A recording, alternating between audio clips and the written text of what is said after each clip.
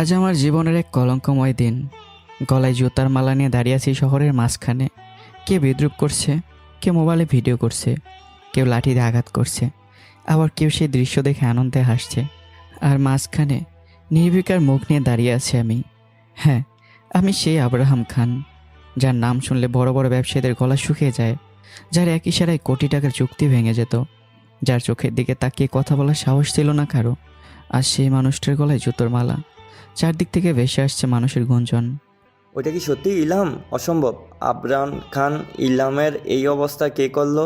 লোকটা কি এমন অপরাধ করেছে যাকে দেখে সবাই কাঁপছে? আজ তাকেই রাস্তার কুকুরের মতো পিটানো হচ্ছে, তাও নিজ পরিবারের মানুষ মিলে।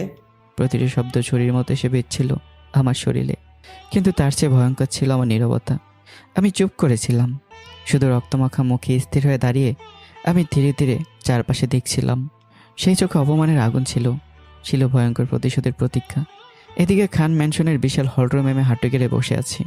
আমার দুই হাত শক্ত করে বাঁধা, ঠোঁটের কোণে জমে থাকা রক্ত শুকিয়ে কালচে হয়ে গেছে, তবু আমার চোখের দৃষ্টি এখনও তীক্ষ্ণ। সামনে দাঁড়িয়ে আছেন খান বাহাদুর, এই পরিবারের সবচেয়ে ক্ষমতাবান মানুষ উনি। বয়সের ভারে চুল সাদা হয়ে গেলেও কণ্ঠের কঠোরতা এখনও আগের মতোই ধারালো। তোকে নিজের রক্ত বলতে আজ আমার লজ্জা হচ্ছে ইলহাম। হলরুম নিস্তব্ধ। খান বাহাদুর আবার বললেন, এই মুহূর্তে তুই অরুমিতাকে ডিভোর্স দিবি। পাশ থেকে কান্না ভেজা গলায় ওরও বলে উঠল, দাদু, ডিভোর্স হয়ে গেলে আমাকে কে বিয়ে করবে? মেয়েটার কণ্ঠ কেঁপে উঠছিল, চোখ ভর্তি পানি নিয়ে এসে দাঁড়িয়ে আছে এক কোণে। এলোমেলো চুল, কাঁপতে থাকা ঠোঁট, অসহায় দৃষ্টি, দেখলেই মায়া লাগে। খান বাহাদুর কিছুক্ষণ চুপ থেকে বললেন, আকাশ তোকে বিয়ে করবে। সঙ্গে সঙ্গে সামনে এগিয়ে এলো এক যুবক, পরিপাটি পোশাক, ঠোঁটে ভদ্র হাসি। জি দাদু, আমার নাম আকাশ আহমেদ। আমার চল শক্ত হয়ে গেল। আমার চোখে এবার স্থির হলো আকাশ আর অরুর দিকে। সে চোখে এমন কিছু ছিল যেটা দেখে মুহূর্তেই অরুর বুক কেঁপে উঠল। আমি মনে মনে বললাম, আজকের এই অপমান আমি ফিরিয়ে দেব অরু, শুধু আসলে ফিরিয়ে দেব। পাশে দাঁড়িয়ে কাঁদছিল আমার মা রাশেদা খান, তার পাশে চোখ নামিয়ে দাঁড়িয়েছিলেন আমার বাবা ইব্রাহিম খান। নিজের ছেলের এই অপমান তারা সহ্য করতে পারছিলেন না, কিন্তু কিছু করার নেই। তার ছেলের অপরাধ, এমনি তার মুখ দিয়ে কোনো শব্দ বেরোচ্ছে না। অন্যদিকে অরুর মা সামিরা খানের ঠোঁটের কোণে চাপা তৃপ্তি, আর অরুর বাবা মাথা নিচু করে দাঁড়িয়েছিলেন, চোখ ভর্তি জল নিয়েও কিছু বলার সাহস পাচ্ছিলেন না। খান বাহাদুর টেবিল থেকে কিছু কাগজ এগিয়ে দিলেন। এখানে সই কর ইলহাম। আমি নিচু গলায় বললাম, কিসের কাগজ?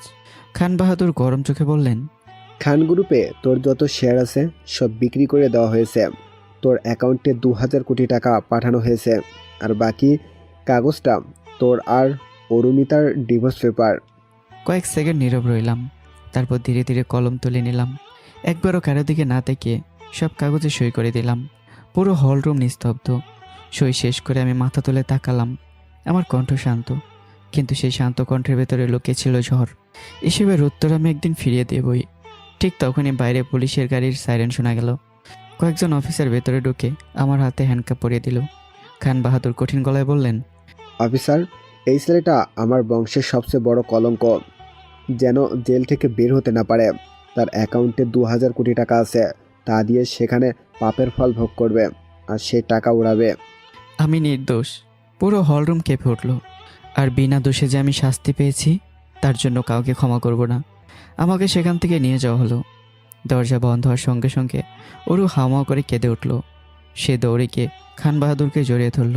দাদু, খান বাহাদুর নাতনির মাথায় হাত রেখে দীর্ঘ শ্বাস ফেললেন। সব আমার দোষ, তোকে আব্রাহামের সঙ্গে বিয়ে দিয়ে ভুল করেছি। ওরু কাঁদতে কাঁদতেই বলল, না দাদু, তোমার কোনো দোষ নেই, সব দোষ আমার কপালের। কিন্তু সত্যি কি দোষ ছিল আমার, নাকি এই ভয়ঙ্কর পতনের পেছনে লুকিয়ে ছিল আরও বড় কোনো ষড়যন্ত্র? চলুন ফিরে যাওয়া যাক কয়েক মাস আগে, যখন আমি ছিলাম খান সাম্রাজ্যের অপ্রতিরোধ্য রাজা। সকালটা ঠিক 8:20। খান ম্যানশনের বিশাল ডাইনিং হল জুড়ে অদ্ভুত এক চাপা নীরবতা। কাজের লোকেরা মাথা নিচু করে এদিক ওদিক ছুটছে, কারো মুখে কথা নেই, যেন পুরো বাড়িটা কোনো অদৃশ্য আতঙ্কে ঢেকে আছে। আর সেই আতঙ্কের নাম আব্রাহাম খান ইলহাম, মানে আমি। কালো শার্টের হাতা ভাঁজ করতে করতে সিঁড়ি বেয়ে নিচে নামলাম। লম্বা দেহ, তীক্ষ্ণ চোয়াল, কপালে বিরক্তির ভাঁজ। আমার উপস্থিতিতেই যেন চারপাশের বাতাস ভারী করে দেয়। ডাইনিং টেবিলের সামনে এসে থামতে আমার চোখ গেল খালি টেবিলের দিকে। নাস্তা এখনও আসেনি। মুহূর্তের মধ্যে আমার চোখের রং বদলে গেল। প্রচণ্ড শব্দে টেবিলে ঘুষে মারতেই পুরো হলরুম কেঁপে উঠল। সবার খুব ভালো করেই জানা আমি সকাল 8:30 অফিসে বের হই। তাহলে এখনও নাস্তা রেডি হয়নি কেন? কাজের মেয়েটা ভয়ে কেঁপে উঠল। একজন তো ট্রে হাতে দাঁড়িয়ে প্রায় কেঁদেই ফেলল। আমি কি এই বাড়িতে একবার কথা বলি? পুরো বাড়ি নিস্তব্ধ। ঠিক তখনই ধীর পায়ে ভেতরে ঢুকলেন খান বাহাদুর। সাদা পাঞ্জাবি, হাতে লাঠি, অথচ চোখে মুখে এখনো সে পুরনো কর্তৃত্ব। তিনি ভুরু কুঁচকে বললেন, ইলহাম, তোর চেঁচামেচি আমার একদম পছন্দ না। এক মুহূর্তেই আমার মুখের রাগ খানিকটা কমে গেল। এই পৃথিবীতে আমি যদি কাউকে সত্যিকারে সম্মান করি, তবে সে মানুষটা হচ্ছে এই খান বাহাদুর। খান বাহাদুর আবার বললেন, ওরাও মানুষ, মাঝে মাঝে একটু দেরি হতেই পারে। আমি শান্ত হওয়ার চেষ্টা করলাম। তারপর নিচু গলায় বললাম, দাদু তুমি জানো আমি বাইরের খাবার খেতে পারি না, তাই রাগ হয়ে গেছে। দাদু দীর্ঘ শ্বাস ফেলে বললেন, এই ছেলেটার রাগটা ভয়ঙ্কর, কিন্তু মনটা খারাপ না। নাস্তা শেষ করেই আমি দ্রুত বেরিয়ে গেলাম। গাড়ির দরজা খুলতে যাব, ঠিক তখনই ধাক্কা খেলাম কারো সঙ্গে। উফ! পিছনে পিছিয়ে গেল ওরও। তার হাতের জুসের গ্লাসটা মাটিতে পড়ে ভেঙে গেল মুহূর্তেই। আর পরের মুহূর্তেই আমার থাপ্পড়ে ওরুর মুখটা কেঁপে উঠল। দেখে চলতে পারিস না, রাবিশ! ওরুর চোখ ছলছল করে উঠল। গাল চেপে ধরে কাপা গলায় বলল, ইলহাম ভাইয়া, তুমি এমন কেন? আমি তো তোমার ছোট চাচাতো বোন, একটু আদর করে কথা বললেও তো পারো। এত ন্যাকামি আমার সহ্য হয় না, সরে যাও আমার সামন থেকে। এই বলে আমি গাড়িতে উঠে চলে আসলাম। ওরু কয়েক সেকেন্ড হতভম্ব হয়ে দাঁড়িয়ে রইল। তারপর ঠোঁট ফুলে বিড়বিড় করে বলতে লাগলো, শালা কন্ডার হনুমান একটা! আল্লাহ কি জন্মের সময় তোর মুখে করলা মেখে দিছে? ওই হারামজাদার মুখে একটুও হাসি নাই। আমার ছেলেকে গালি দেওয়া শেষ হলে এবার নাস্তা করতে আয়। পেছন থেকে ভেসে এলো রাশেদা খানের গলা। ওরু চমকে পিছনে তাকালো। আমার মা দুহাত বেঁধে দাঁড়িয়ে আছেন, ঠোঁটের কোণে চাপা হাসি। ওরু সঙ্গে সঙ্গে ভেবাচাকে খেয়ে গেল। বড় আম্মু, আমি আসলে ওভাবে। রাশেদা খান ভুরু তুললেন। হুম। ওর এবার নাটকে মুখ করে বলল, আমি শুধু ভাবছিলাম ইলহাম ভাইয়াকে জন্মের সময় মধুর বদলে করলার রস খাওয়ানো হয়েছিল নাকি। এক সেকেন্ড নীরবতা। তারপর রাশেদা খান এসে ফেললেন। আর ওরু মনে মনে হাঁপ ছেড়ে বাঁচল। এইদিকে আমি অফিসে ঢুকতেই পুরো খবরটা বিল্ডিংয়ে ছড়িয়ে পড়তে সময় লাগলো না। মুহূর্তের মধ্যে যেন পরিবেশ বদলে গেল। কিছুক্ষণ আগেই যে ফ্লোরে চাপা হাসি, ফিসফাস আর কিবোর্ডের অলস শব্দ ছিল, সেখানে এখন নীরবতা। সবাই মাথা নিচু করে কাজে ডুবে গেছে। কেউ কারো দিকে তাকাচ্ছে না। এমনকি পাশের সহকর্মীর সাথেও অপ্রয়োজনীয় একটা শব্দ বলার সাহস নেই কারো। কারণ এই অফিসে একটা কথাই প্রচলিত, ইলাম স্যার ভুল পছন্দ করেন না। কালো কোট গায়ে নিজের কেবিনে ঢুকলাম। আমার ভারী জুতোর শব্দে যেন করিডোর জুড়ে আতঙ্ক ছড়িয়ে দিচ্ছিল। কেবিনে ঢুকেই আমি ফাইল টেবিলে ছুঁড়ে রেখে বললাম, আজ বিকাল 4টায় মিটিং, সবাই প্রস্তুত থাকবে। শুধু একটা বাক্য, আর তাতেই পুরো অফিসে আতঙ্কে নেমে এলো। কারো মুখ শুকিয়ে গেল, কারো হাত কাঁপতে লাগলো। কারণ আমার মিটিং মানেই ভুল করলে অপমান নিশ্চিত। তবু আমি মানুষটা অমানুষ না। আমার কোম্পানির বেতন শহরের সবচেয়ে বেশি। কোনো কর্মচারীর পরিবারের সমস্যা হলে সবার আগে সাহায্যের হাত বাড়িয়ে দিই। কারো সন্তান অসুস্থ, কারো বাবার অপারেশন, কারো বোনের বিয়ে, নিঃশব্দে সব দায়িত্ব নিই আমি নিজে। তাই মানুষ আমাকে ভয় পায় ঠিকই, কিন্তু ঘৃণা করতে পারে না। রাত প্রায় 8টা। অফিস শেষে গাড়ি চালিয়ে ফিরছিলাম। শহরের ব্যস্ত রাস্তা পেরিয়ে গাড়িটা যখন লেক পাড়ের পার্কের সামনে এলো, ঠিক তখনই আমার চোখ আটকে গেল। গাড়ির গতি ধীর হয়ে গেল।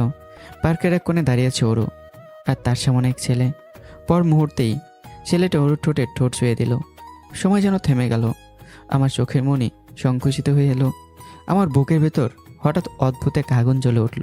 কেন আমি নিজেও জানি না, কিন্তু পরের মুহূর্তে গাড়ির দরজা খুলে বেরিয়ে এলাম। আমার পদক্ষেপ এতটাই ভয়ঙ্কর ছিল যে আশেপাশের মানুষ পর্যন্ত সরে দাঁড়াতে লাগলো। ওরু কিছু বুঝে ওঠার আগেই এক ঝাটকা। আমি তার চুলের মুঠি শক্ত করে ধরে ফেললাম। আহ! ব্যথায় চিৎকার করে উঠল ওরু। ছেলেটা যখন আমাকে দেখলো, মুহূর্তের মধ্যেই তার মুখের রং উড়ে গেল। ইলহাম স্যার। পরের মুহূর্তে সে দৌড়ে পালিয়ে গেল। আমার রাগ তখন ভয়ঙ্কর রূপ নিয়েছে। তোর শরীরে এত জ্বালা, রাস্তাঘাটে দাঁড়িয়ে এসব করতে লজ্জা করে না তোর? ওর চোখ রাগে ভিজে উঠল। ইলহাম ভাই, এটা আমার পার্সোনাল ব্যাপার, এতে তুমি নাক গলাবে না। এই কথাটাই যেন আগুনে ঘি ঢেলে দেওয়া। আমার চোখ রক্তবর্ণ হয়ে উঠল। আমি আর একটা কথা না বলে ওর চুল ধরে টানতে টানতে গাড়ির দিকে নিয়ে আসলাম। ছাড়ো, ব্যথা লাগছে। কিন্তু আমার রাগ তখন নিয়ন্ত্রণের বাইরে। পুরো পথ জুড়ে ওরুকে টেনে নিয়ে বাড়িতে ঢুকলাম। খান ম্যানশনের ভেতরে ঢুকতেই সবাই স্তব্ধ হয়ে গেল। ওরুর এলোমেলো চুল, চোখে পানি, আর আমার ভয়ঙ্কর রাগী মুখ। দাদু এসব দেখে উঠে দাঁড়ালেন। তার কণ্ঠ বজ্রের মতো গর্জে উঠল। ইলহাম, অরুমিতাকে স্যার। আমি থামলাম, কিন্তু হাত ছাড়লাম না। দাদু এবার আরও কঠিন গলায় বললেন, বাড়ির মেয়েদের সাথে এটা কেমন আচরণ? আমি তীক্ষ্ণ দৃষ্টিতে ওর দিকে তাকিয়ে বললাম, আপনার আদরের নাতনি রাস্তায় একটা ছেলের সাথে দাঁড়িয়ে কিস করছিল। বাধা দিতে গেলে বলে এটা তার পার্সোনাল ব্যাপার। পুরো হলরুম নিস্তব্ধ। ওরও মাথা নিচু করে দাঁড়িয়ে আছে। দাদু ধীরে ধীরে তার দিকে তাকালেন। তার চোখ ভয়ঙ্কর শান্ত, আর এই শান্ত চোখটাই যেন সবচেয়ে বিপজ্জনক। কিছুক্ষণ নীরব থাকার পর তিনি ধীরে বললেন, আমি তোদের দুজনকে একটা কথা আগে বলিনি। সবাই তাকালো তার দিকে।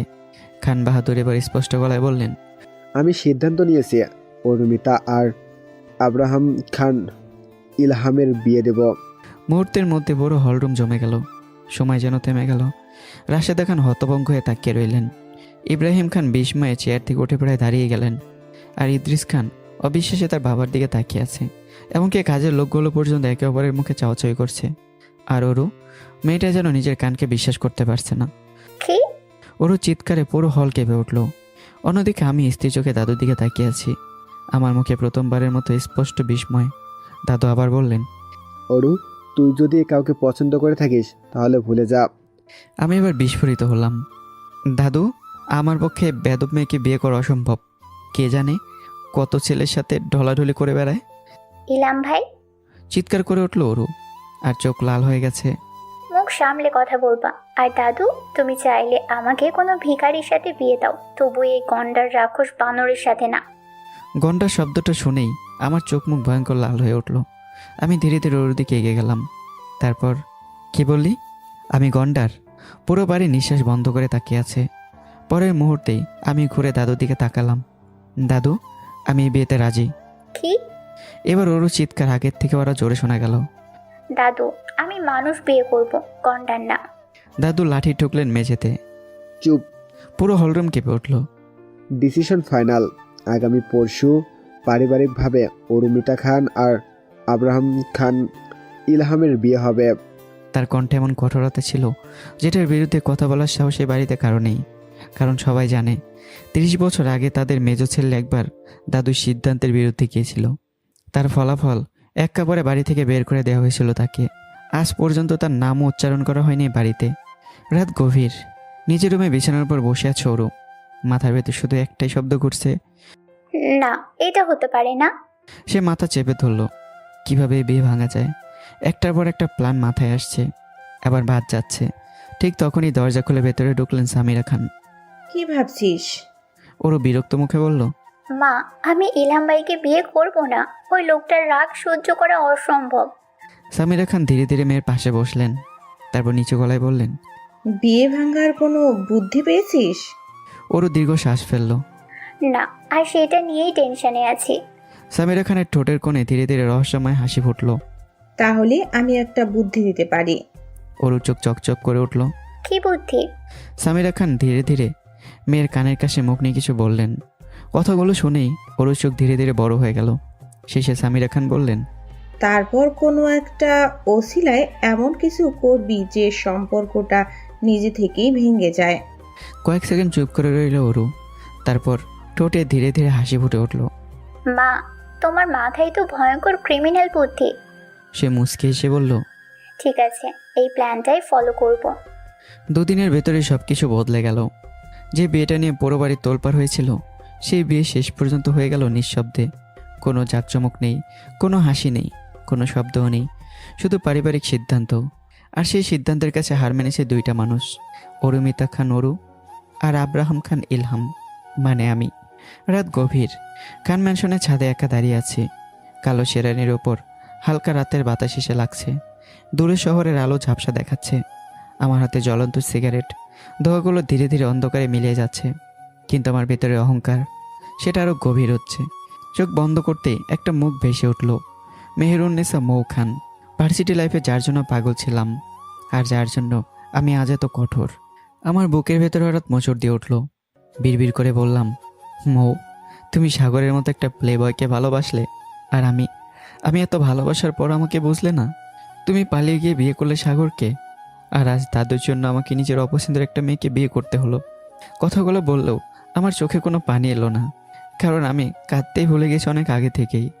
বাসর ঘরটা ফুলে ফুলে সাজানো, বিছানার চারপাশে গোলাপের পাপড়ি ছড়িয়ে আছে, হালকা সুগন্ধে পুরো ঘর ভরে গেছে। কিন্তু সেই সৌন্দর্যের মাঝে বসে থাকা মেয়েটার মুখে স্পষ্ট ভয়ে। ওরও বিছানার এক কোণে গুটিসুটি মেরে বসে আছে, তার বুকের ভেতর ধড়ফড় করছে, কারণ সে জানে আজকের রাতটা তো সহজ হবে না। ঠিক তখনই দরজা খুলে আমি ভেতরে ঢুকলাম, চোখে মুখে ক্লান্তি আর বিরক্তি। ওরও ঢোক গেল, তারপর সাহস জোগাড় করে ছোট গলায় বলল, আব্রাহাম ভাই, আমার কিছু কথা ছিল। কোট খুলতে খুলতে আমি ঠান্ডা গলায় বললাম, এমনিতেই তোকে আমার অসহ্য লাগে, তার মধ্যে আবার কি কথা, যা বলা তাড়াতাড়ি বল। ওরও ঠোঁট কামড়ায় মাথা নিচু করলো, মনে মনে বলতে লাগলো, আমারও খুব শখ তোর মতো গন্ডারের সাথে কথা বলার, রাক্ষস একটা। মনে মনে গালি দেওয়া শেষ হলে এবার আসল কথা বল। ওরও চমকে উঠলো, তার চোখ গোল হয়ে গেল। মনে মনে পর্যন্ত এই লোকটাকে কিছু বললে বুঝে ফেলে নাকি, এইসবই সে ভাবলো। সে কাশলো, তারপর দ্রুত বলল, আসলে তোমাকে স্বামী হিসেবে মানতে আমার একটু সময় লাগবে, তাই যদি কিছুদিন সময় দিতে। কথা শেষ হওয়ার আগেই, আমিও বসে আছি তোর সাথে বাসর করার জন্য, তাই না? ওরও চুপ। আমি ধীরে ধীরে তার দিকে এগিয়ে গেলাম, আমার চোখে ভয়ঙ্কর ঠান্ডা। তুই কত পুরুষের সাথে কি কি করেছিস সেটা জানার কোনো ইচ্ছা আমার নেই। কথাগুলো শুনে ওর বুক ধুকপুক করে উঠল, কিন্তু আমি আর কিছু না বলে সোফার দিকে ইশারা করলাম, যা ওখানে গিয়ে ঘুমা। ওরও কিছুক্ষণ স্থির হয়ে বসে রইল, তারপর ধীরে ধীরে বিছানা থেকে নেমে সোফার দিকে গেল। কিন্তু যাওয়ার সময়ও তার মাথার ভেতর শুধু একটাই কথা ঘুরছিল। আর ঠিক তখনই আমি জানালার পাশে দাঁড়িয়ে অন্ধকারের দিকে তাকিয়েছিলাম, আর চোখে রাগ ছিল আমার, অপছন্দ ছিল, আর কোথাও গভীরে চাপা এক ভাঙ্গাচোরা অতীত। অন্ধকার জেলখানার স্যাঁতস্যাঁতে কক্ষে দেয়ালে হেলান দিয়ে বসে আছি। লোহার গড়াদের ফাঁক দিয়ে আসা তীক্ষ্ণ আলো আমার মুখের উপর পরে অদ্ভুত ছায়া তৈরি করছে। চোখের নিচে ক্লান্তির কালচে দাগ, তবু আমার দৃষ্টির ধার এখনও কমেনি। আমার সামনে বসে আছে জেলের পুরনো কয়েদি, সবাই যাকে দাদাভাই নামে চেনে। শহরের ভয়ঙ্কর সব অপরাধীরাও মানুষটার নাম শুনে সমীহ করে কথা বলে। এত সময় ধরে তাকে জেলখানায় আসার গল্প বলছিল। দাদাভাই ধীরে ধীরে সিগারেটে ধোঁয়া ছাড়ল, তারপর আমার দিকে তাকিয়ে বলল, তাহলে তুমি সেই আব্রাহাম খান ইলহাম, যার নাম শুনে আমাদের মতো গুন্ডারা ভয় কেঁপে ওঠে। দাদাভাই ঠোঁটে অদ্ভুত হাসি ফুটল। সত্যি কথা বলতে কি, তোমাকে সামনে থেকে দেখার খুব ইচ্ছে ছিল, কিন্তু এই অবস্থায় দেখবো সেটা কখনো ভাবিনি। আমি মৃদু হাসলাম, সেই হাসির ভেতর তিক্ততা ছিল। দাদাভাই, কিছু জিনিস ভাগ্যে লেখা থাকে। দাদাভাই মাথা নেড়ে বলল, তুমি চাইলে তো জামিন নিয়ে বের হয়ে যেতে পারো। টাকার অভাব নেই আমার, কিন্তু একজন জামিনদার লাগবে, আর বাইরে থেকে সব ব্যবস্থা করার মানুষও দরকার। আমি কয়েক সেকেন্ড থামলাম, তারপর আবার বললাম, আগের উকিলকেও দাদু নিষেধ করে দিয়েছে। দাদাভাই এবার হেসে উঠল। আমি কাল সকালে জামিন বের হব, তারপর তোমার জামিন আমি করব। আমি মাথা তুললাম। দাদাভাই এবার চোখ সরু করে তাকালো। তবে তার আগে তোমার পুরো ঘটনা শুনতে হবে। সে ধীরে ধীরে সামনে ঝুঁকলো।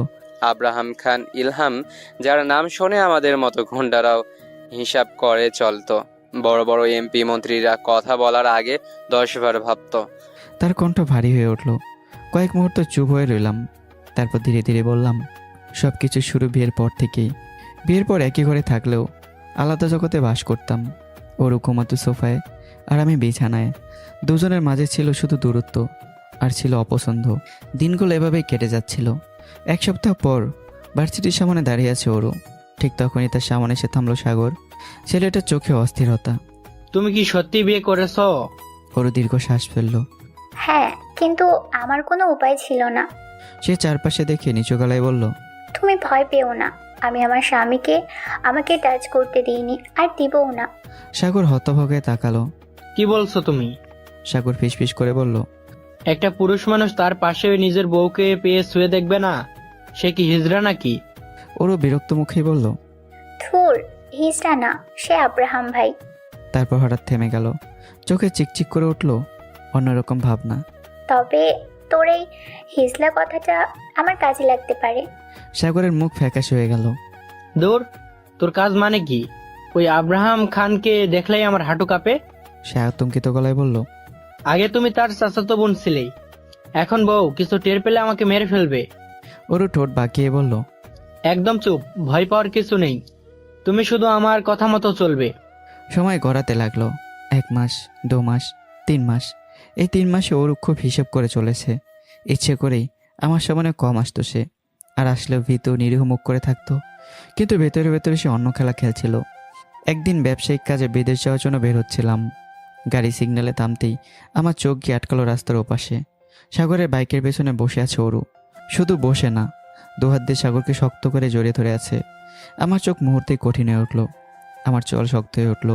মনে মনে বললাম, বিদেশ থেকে ফিরে এসে তোকে ঠিক করব। বিয়ে হওয়ার পর এইসব করার সাহস হয় কীভাবে? ওর স্পষ্ট দেখছিল আমি তাকিয়ে আছি, তবুও সে না দেখার ভান করলো, বরং আরো শক্ত করে সাগরকে জড়িয়ে ধরলো। দুদিন পরে সন্ধ্যায় দাদু ধীরে ধীরে অরুর রুমের দিকে আসছিল।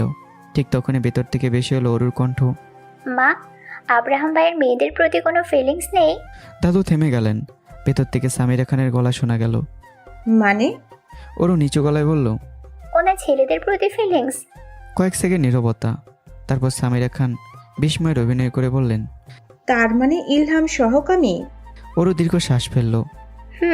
মা, আমি কিছুদিন আগেই জানতে পেরেছি। তার কণ্ঠ এবার কেঁপে উঠল। আমি এসবের প্রতিবাদ করলে তার এক পার্টনার আমাকে ধর্ষণও করেছে।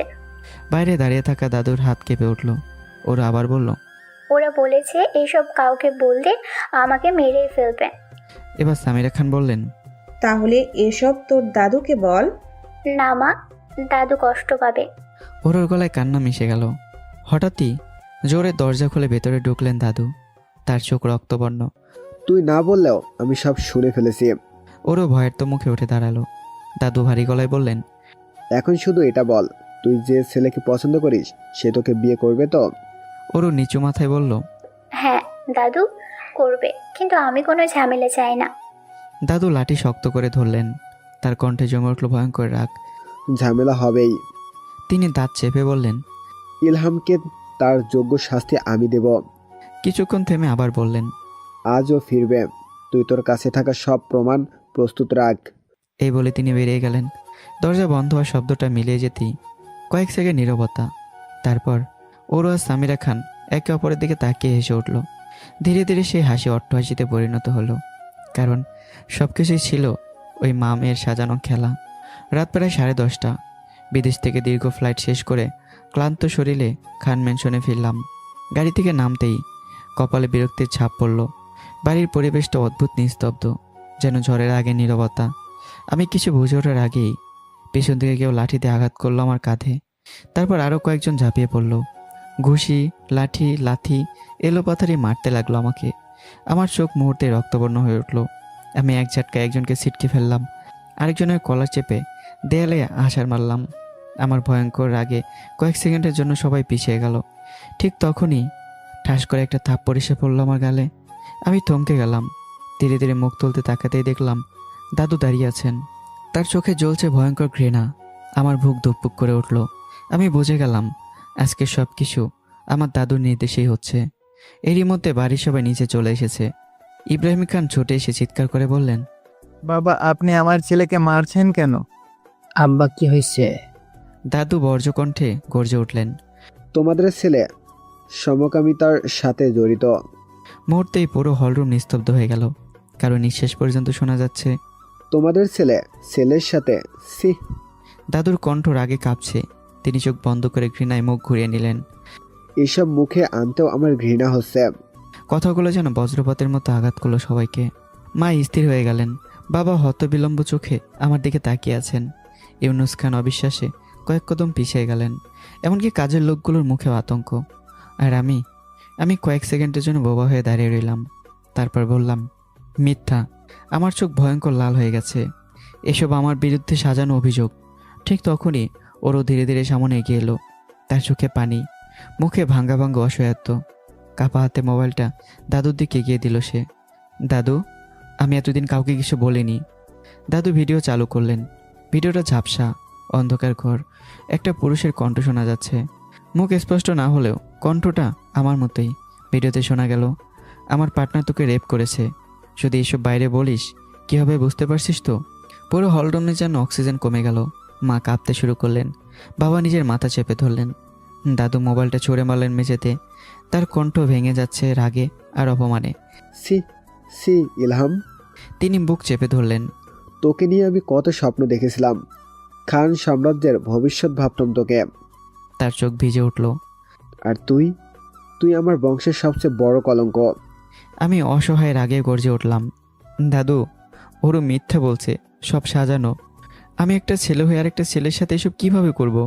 ঠিক তখনই সামিরা খান ধীরে ধীরে সামনে এলেন, তার ঠোঁটে চাপা তৃপ্তির ছাপ। তিনি শান্ত গলায় বললেন, তাহলে একটা প্রশ্নের উত্তর দাও ইলহাম। পুরো হলরুম তাকালো তার দিকে। সামিরা খান ধীরেই বললেন, তোমার বিয়ে হয়েছে 3 মাসেরও বেশি। এই 3 মাসে তুমি একবারও অরুকে শুয়ে দেখোনি কেন? সে তো তোমার স্ত্রী। প্রশ্নটা শুনে আমি থেমে গেলাম। আমার মুখ শক্ত হয়ে উঠল, কিন্তু কোনো উত্তর এলো না, কারণ আমি সত্যি এখন অরুকে ছুঁয়ে দেখিনি। আর এই নীরবতাই যেন আমার বিরুদ্ধে সবচেয়ে বড় সাক্ষী হয়ে দাঁড়ালো।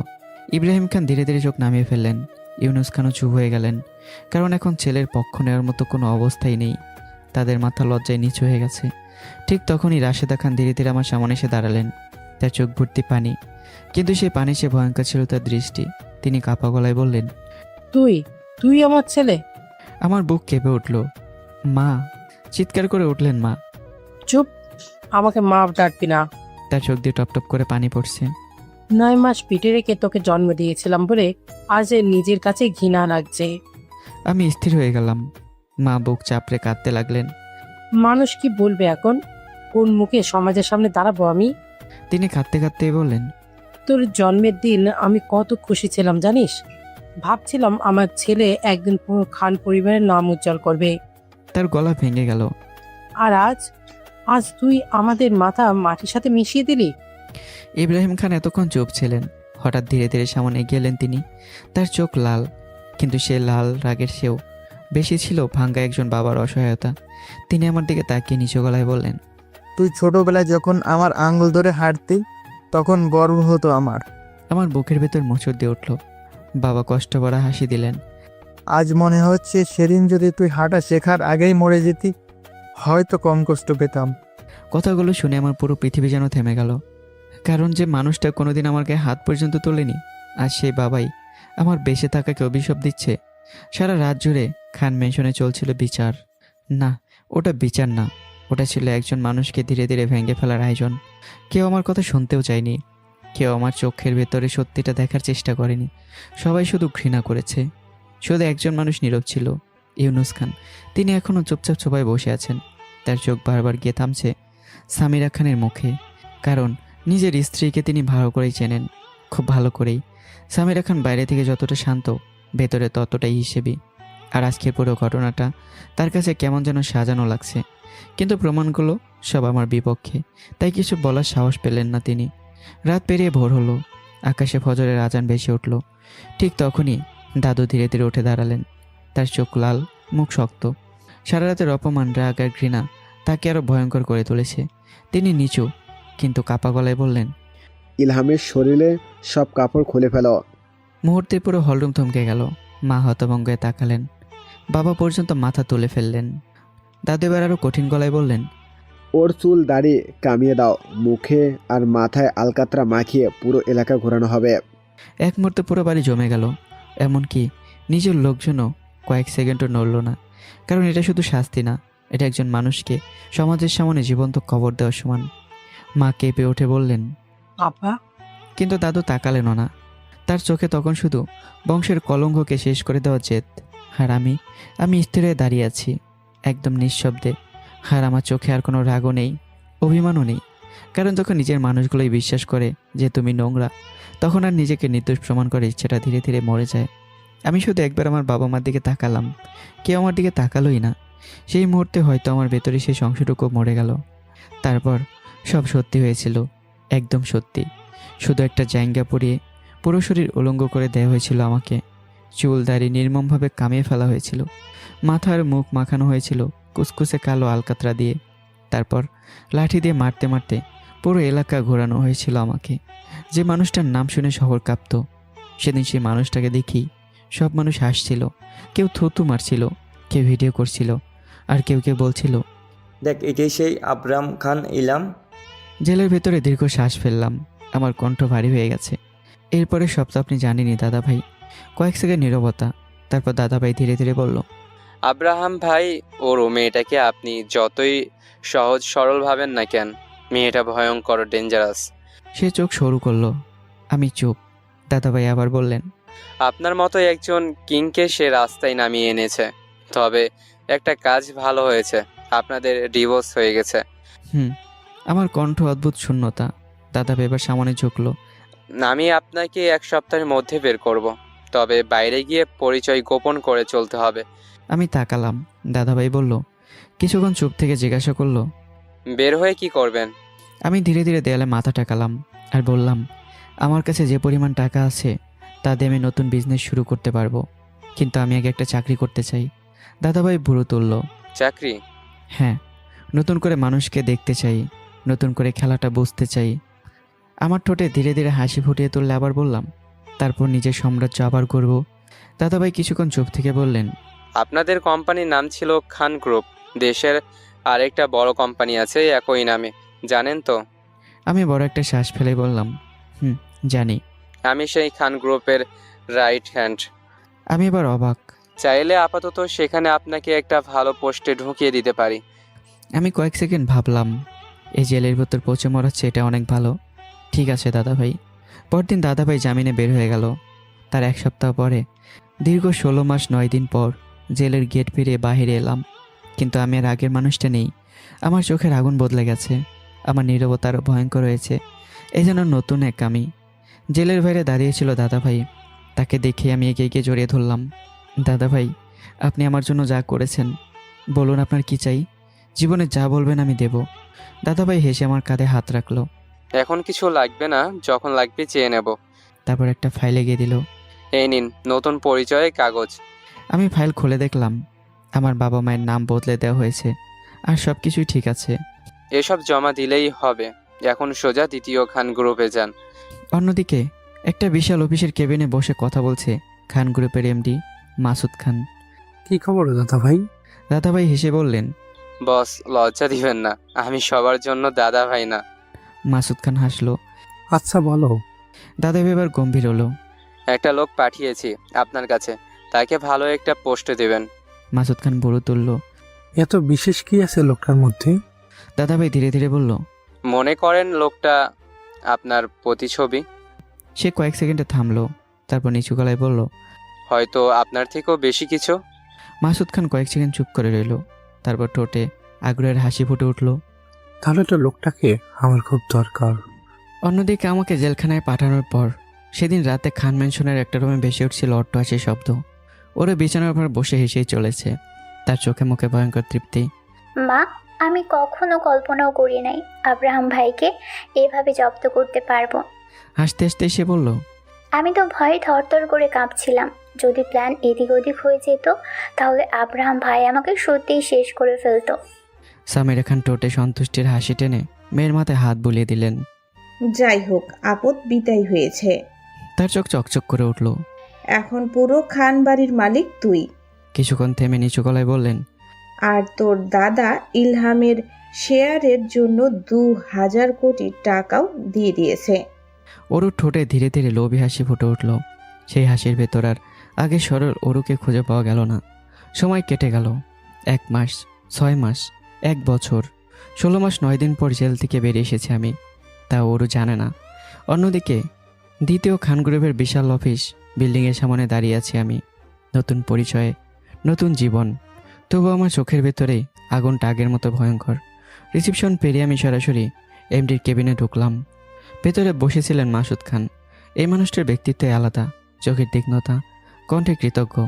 তিনি আমার দিকে কয়েক সেকেন্ড তাকিয়ে রইলেন, তারপর হালকা হেসে বললেন, ও তুমি তাহলে সেই লোক যাকে দাদা ভাই আমার প্রতিচ্ছবি বলেছে, এমনকি আমার চেয়েও বেশি কিছু। আমি শান্ত দৃষ্টিতে তাকিয়ে রইলাম। মাসুদ খান পাশের চেয়ার দেখিয়ে বললেন, বসো, আমি ডাক্তারের সাথে কিছু কথা শেষ করে তোমার সাথে কথা বলছি। আমি চুপচাপ গিয়ে পাশে বসে পড়লাম।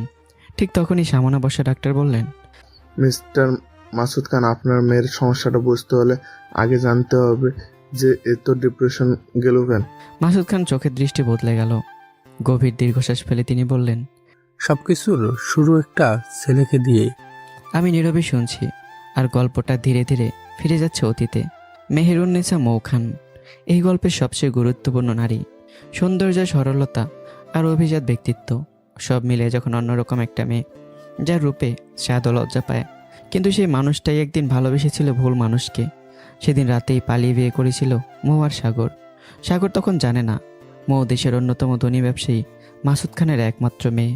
ছোট্ট একটা কাজে অফিসে বিয়ের পর গাড়িতে বসে মৌ নিচু গলায় বলল, সাগর, আমরা তো বিয়ে করে ফেললাম, এখন তোমার মা বাবা আমাদের মেনে নিবে তো? সাগর আত্মবিশ্বাসী হাসি দিল। এসব নিয়ে টেনশন করো না, সব ঠিক হয়ে যাবে। সে মৌয়ের হাত ধরল। সাগরের বাড়িতে পৌঁছাতেই দরজা করে বের হলো তার মা। মৌকে দেখেই তার চোখ কুঁচকে গেল। সাগর, এই মেয়েকে? সাগর গর্ভভরা কণ্ঠে বলল, মা, ও মৌ আমার স্ত্রী, আজ আমরা বিয়ে করেছি। কণ্ঠটা শুনে মহিলার মুখ বিকৃতি হয়ে গেল। তিনি চিৎকার করে উঠলেন, কি? এই মুহূর্তে এই মেয়ে নিয়ে বাড়ি থেকে বের হয়ে যা। মৌ কেঁপে উঠল। কিন্তু ঠিক তখনই সাগরের বাবা এগিয়ে এলেন। তিনি সাগরকে বললেন, আরে শান্ত হও, তুই বৌমাকে নিয়ে রুমে যা, আমি তোর মাকে বোঝাচ্ছি। সাগর স্বস্তির নিঃশ্বাস ফেলল। তারপর মৌকে ভিতরে নিয়ে গেল। ওদিকে আলাদা রুমে নিয়ে যেতেই সাগরের মা রাগে ফেটে পড়লেন। তুমি এটা কি করলে? তিনি দাঁত চেপে বললেন, তোমার বন্ধুর মেয়ের সাথে সাগরের বিয়ে ঠিক করেছিলাম, কত বড়লোক পরিবার ছিল। তার চোখে লোভ স্পষ্ট। সব হাতছাড়া হয়ে গেল। সাগরের বাবা ঠান্ডা গলায় বললেন, চুপ করো। তিনি ধীরে দরজা বন্ধ করলেন। এভাবে চিৎকার করলে সবাই সন্দেহ করবে। তার ঠোঁটে ধীরে ধীরে হাসি ফুটে উঠল। তুমি তো নিজের ছেলেকে চেনো না। তিনি নিচু গলায় বললেন, কয়েক মাস পর এই মেয়েকেও ছুঁড়ে ফেলে দিবে, না হয় আমরা তাকে ছুঁড়ে ফেলে দেওয়ার ব্যবস্থা করব। সাগরের মা থেমে গেলেন। তারপর ধীরে ধীরে তার মুখেও হাসি ফুটে উঠল। সময় যেতে লাগলো। 1 মাস, 2 মাস, দেখতে দেখতে 5 মাস। এই 5 মাসে সাগরের মা মৌকে এত আদর যত্ন করলো যে মৌ সত্যি ভাবতে শুরু করলো, হয়তো আমি ভুল বুঝেছিলাম। মেয়েটা ধীরে ধীরে তাদের পরিবারকে নিজের পরিবার ভাবতে শুরু করলো। তারপর একদিন মৌ জানতে পারলো সে মা হতে চলেছে। সেদিন আনন্দে কেঁদে ফেলেছিল সে। কিন্তু সেদিনের পর থেকে বদলে যেতে শুরু করলো সাগর। ছোট ছোট বিষয় নিয়ে চিৎকার করতো, রেগে যেত, এমনকি হাতও তুলতে শুরু করলো। মৌ কিছুই বুঝতে পারছিল না। সে শুধু ভাবছিল, হয়তো বাচ্চার চাপ, তাই সাগর এমন করছে। এক সকালে হঠাৎ ঘুম ভাঙে মৌয়ের। চোখ খুলতেই সে থমকে যায়। তার পুরো রুমে মানুষ ভরা। সাগর, তার বাবা মা, পাশের বাড়ির মানুষজন, সবাই অদ্ভুত দৃষ্টিতে তাকিয়ে আছে তার দিকে। মৌ চোখ কসলাতে কসলাতে উঠে বসলো। কি হয়েছে? সবাই এখানে কেন? ঠিক তখনই এক প্রতিবেশী মহিলা সামনে এগিয়ে এলো। ঠাস করে একটা চর পড়লো মৌয়ের গালে। মৌ হতভঙ্গ। মহিলাটা ঘৃণা ভরা গলায় বলল, তোর পাশে ওই ছেলেটাকে? মৌ কেঁপে উঠে পাশে ফিরল। তারপর তার পুরো পৃথিবী থেমে গেল। তার পাশে আধা উলঙ্গ অবস্থায় একটা ছেলে শুয়ে আছে। মৌয়ের নিঃশ্বাস বন্ধ হয়ে এলো। এটা? তার মাথা ঝিমঝিম করতে লাগলো। সে কিছুই বুঝতে পারছে না। ঠিক তখনই ছেলেটা উঠে বসলো। এত মানুষ দেখে সে ভয় পেয়ে গেল। তারপর তাড়াহুড়ো করে নিজের কাপড় তুলে জানালা দিয়ে লাফ দিয়ে পালিয়ে গেল সে। আর পুরো মহল্লা তখন ঘৃণা ভরা চোখে তাকিয়ে আছে মেহেরুন্নেসা মৌখানের দিকে। মৌয়ের পুরো শরীর কাঁপছিল। তার মাথা এখনো কাজ করছে না। বিছানার পাশে দাঁড়িয়ে থাকা আধা উলঙ্গ ছেলেটার দিকে তাকিয়ে মনে হচ্ছিল সে হয়তো দুঃস্বপ্ন দেখছে। কিন্তু না, চারপাশের মানুষের চোখের ঘৃণা বলে দিচ্ছে এটা বাস্তব। মৌ কাপা গলায় বলল, সাগর, বিশ্বাস করো, আমি জানি না এই লোক এখানে কিভাবে এলো। তার গলা ধরে আসছে। আমার পাশে তো তোমার থাকার কথা ছিল। কথাটা শেষ হতেই সাগরের মুখ ভয়ঙ্কর হয়ে উঠল। চোখ দুটো রক্তবর্ণ। হঠাৎ সে গর্জে উঠল, বিশ্বাস? তোকে বিশ্বাস করবো আমি? তার ঠোঁটে ঘৃণার হাসি ফুটল। সে আঙ্গুল তুলে জানালার দিকে দেখালো। আমি না থাকলে তুই এই জানলা দিয়ে তোর নাগর দিয়ে রুমে আনিস, তাই না? কথাটা শুনে মৌ যেন জমে গেল। তার বুকের ভিতর কিছু একটা ধীরে ধীরে ভেঙে গেল। না, এটা শুধু অভিযোগ ছিল না, এটা ছিল তার ভালোবাসার মানুষের হাতে তার চরিত্রকে ছুঁড়ে ফেলে দেওয়ার মুহূর্ত। যে ছেলেটার জন্য সে নিজের পরিবার ছেড়েছে, নিজের পরিচয় ছেড়েছে, নিজের বাবার চোখের পানি দেখেও ফিরে তাকায়নি, আর সে মানুষটাই সবার সামনে তাকে চরিত্রহীন বলছে। মৌ অনুভব করলো তার পায়ের নিচ থেকে মাটি সরে যাচ্ছে। তার মাথার ভেতর ঝাপসায় আসছে সব কিছু। সে শুধু অবিশ্বাসে তাকিয়ে রইল সাগরের দিকে। মনে হচ্ছিল এটা আমার সাগর না, এটা অন্য কেউ। কিন্তু সবচেয়ে ভয়ঙ্কর ছিল সাগরের চোখে এক ফোঁটা মায়া ছিল না, ছিল শুধু ঘৃণা আর অভিনয়। সাগর এবার পিছিয়ে গিয়ে ঠান্ডা গলায় বলল, মা বাবা, আমার পাশের বাসার আন্টিরা। সে ঘৃণা ভরা চোখে ময়ের দিকে তাকালো। এই মেয়েকে কি শাস্তি দিবেন সেটা আপনারাই ঠিক করেন। ময়ের বুক ধুক করে উঠল। সে কাপা গলায় বলল, সাগর। কিন্তু সাগর আর একবারও ফিরে তাকালো না। সে রুম থেকে বেরিয়ে গেল। আর মৌ অনুভব করলো তার পুরো পৃথিবীটা এখন সত্যি যেন শেষ হয়ে গেছে। সাগর বেরোতে এক মহিলা ঝড়ের মতো এসেই মৌয়ের চুলের মুঠি ধরে টান দিল। মৌ ব্যথায় চিৎকার করে উঠল। তার শরীরে তখন শুধু ব্লাউজ আর পেটিকোট।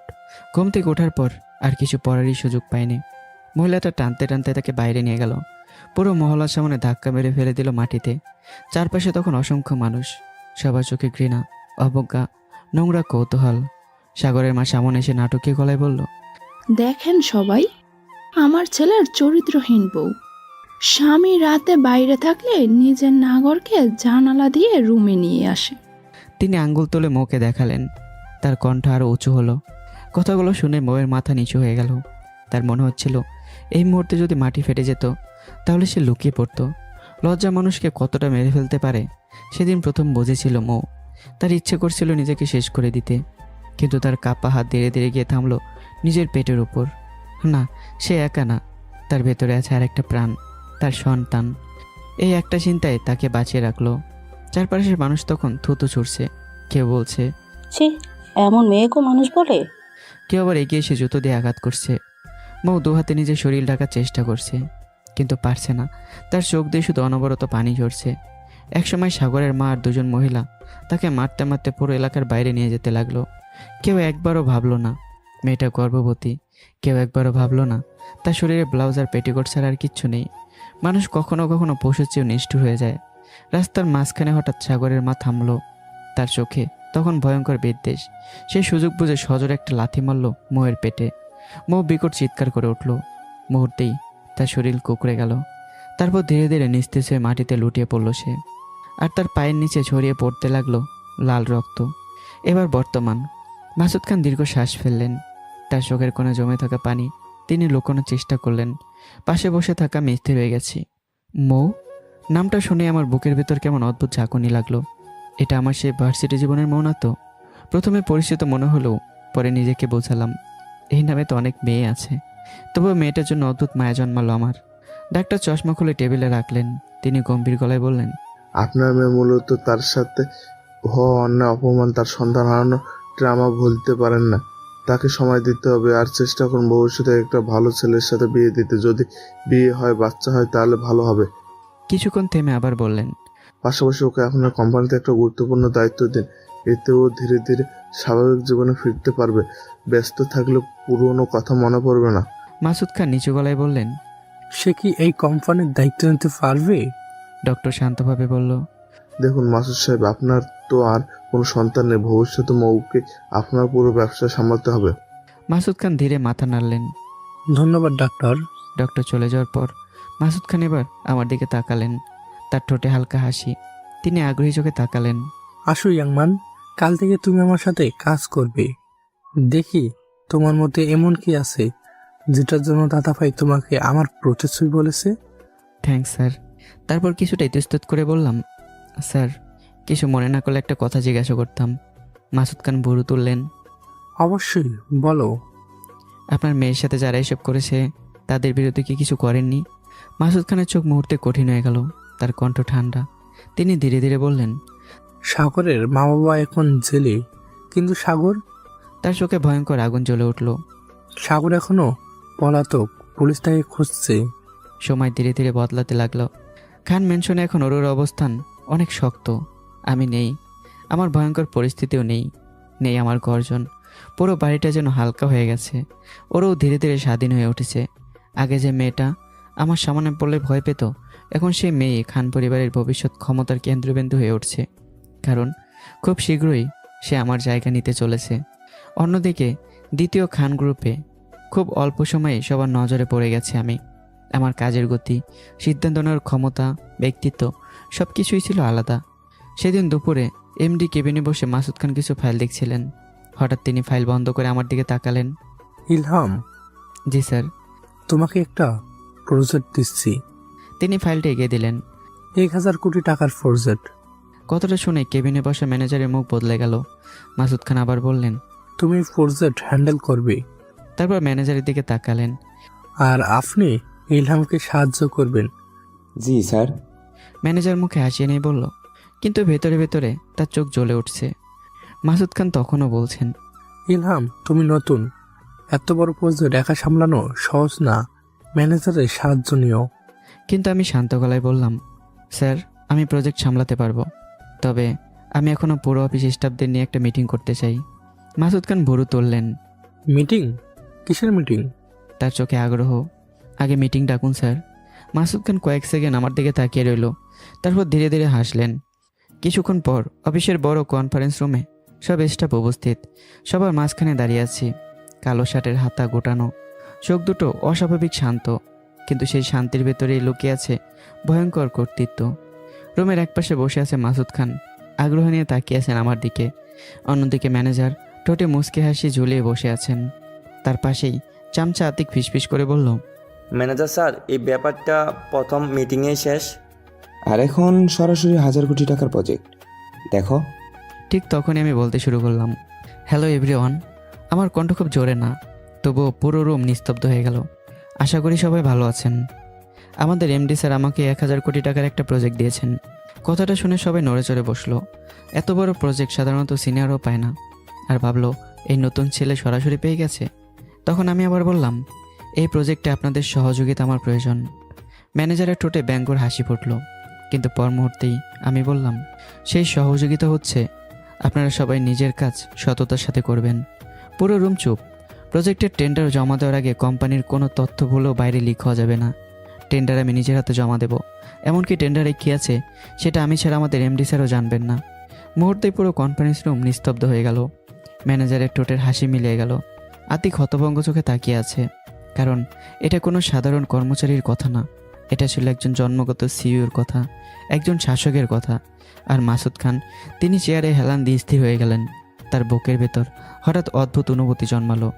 আমি কথা বলছি আর তার মনে হচ্ছে যেন বহু বছর আগেই নিজের তরুণ বয়সকে দেখছেন।